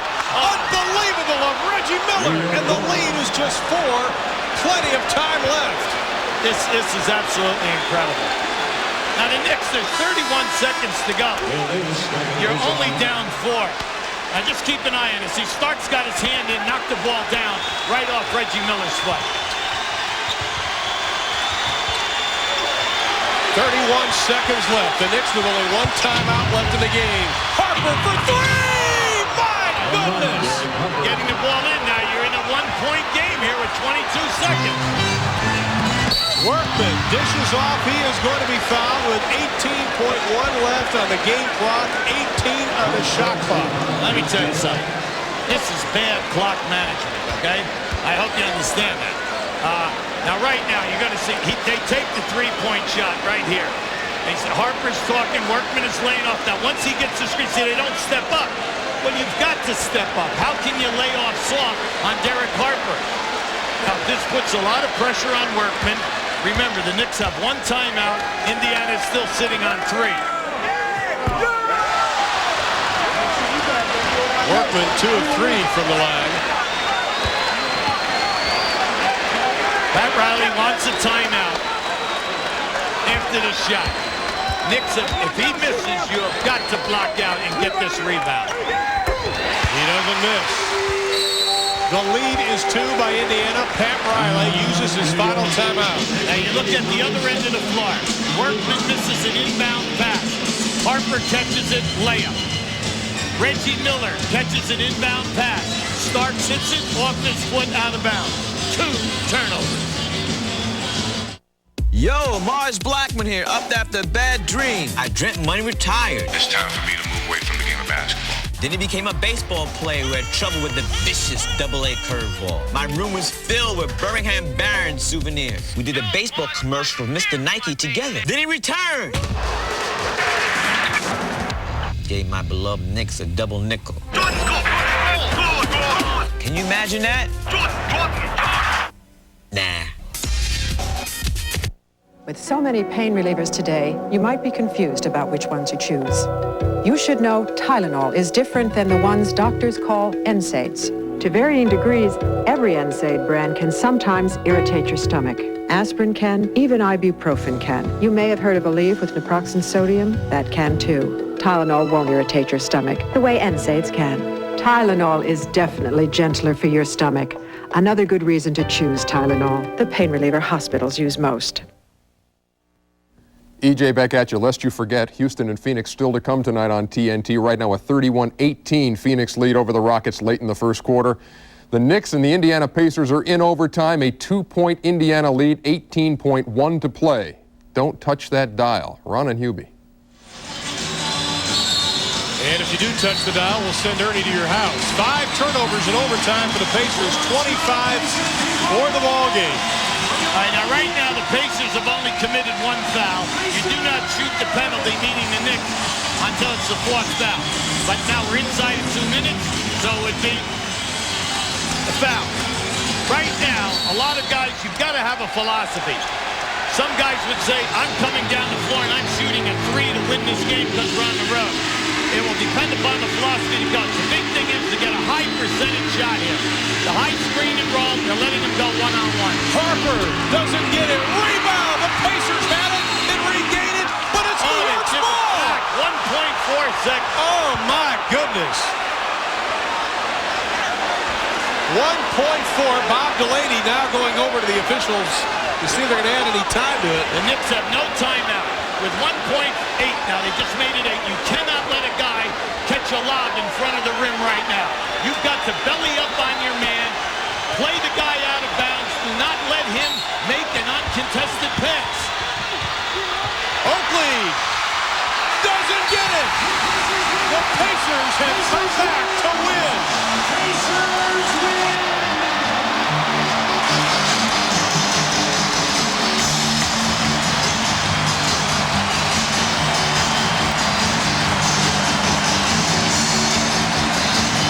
This will go down as one of the great comebacks, Hubie. Well, I mean, come on. The turnovers were incredible, which allowed the Knicks to come back. And then, even then, they never challenged the inbounds pass. They threw the ball over Dale Davis's head, and they almost end up with a good look on that last shot. Well, our Budweiser player of the game is a man that has 16 first-half points. 10 in the second half. He has a career playoff high, 11 rebounds. Reggie Miller of Indiana, our Budweiser player of the game tonight, as the Indiana Pacers win it 97-95. Game 4, Saturday afternoon. You'll be able to see it on NBC. We had a dandy tonight, and there's more to come. Here's Ernie in Atlanta. EJ?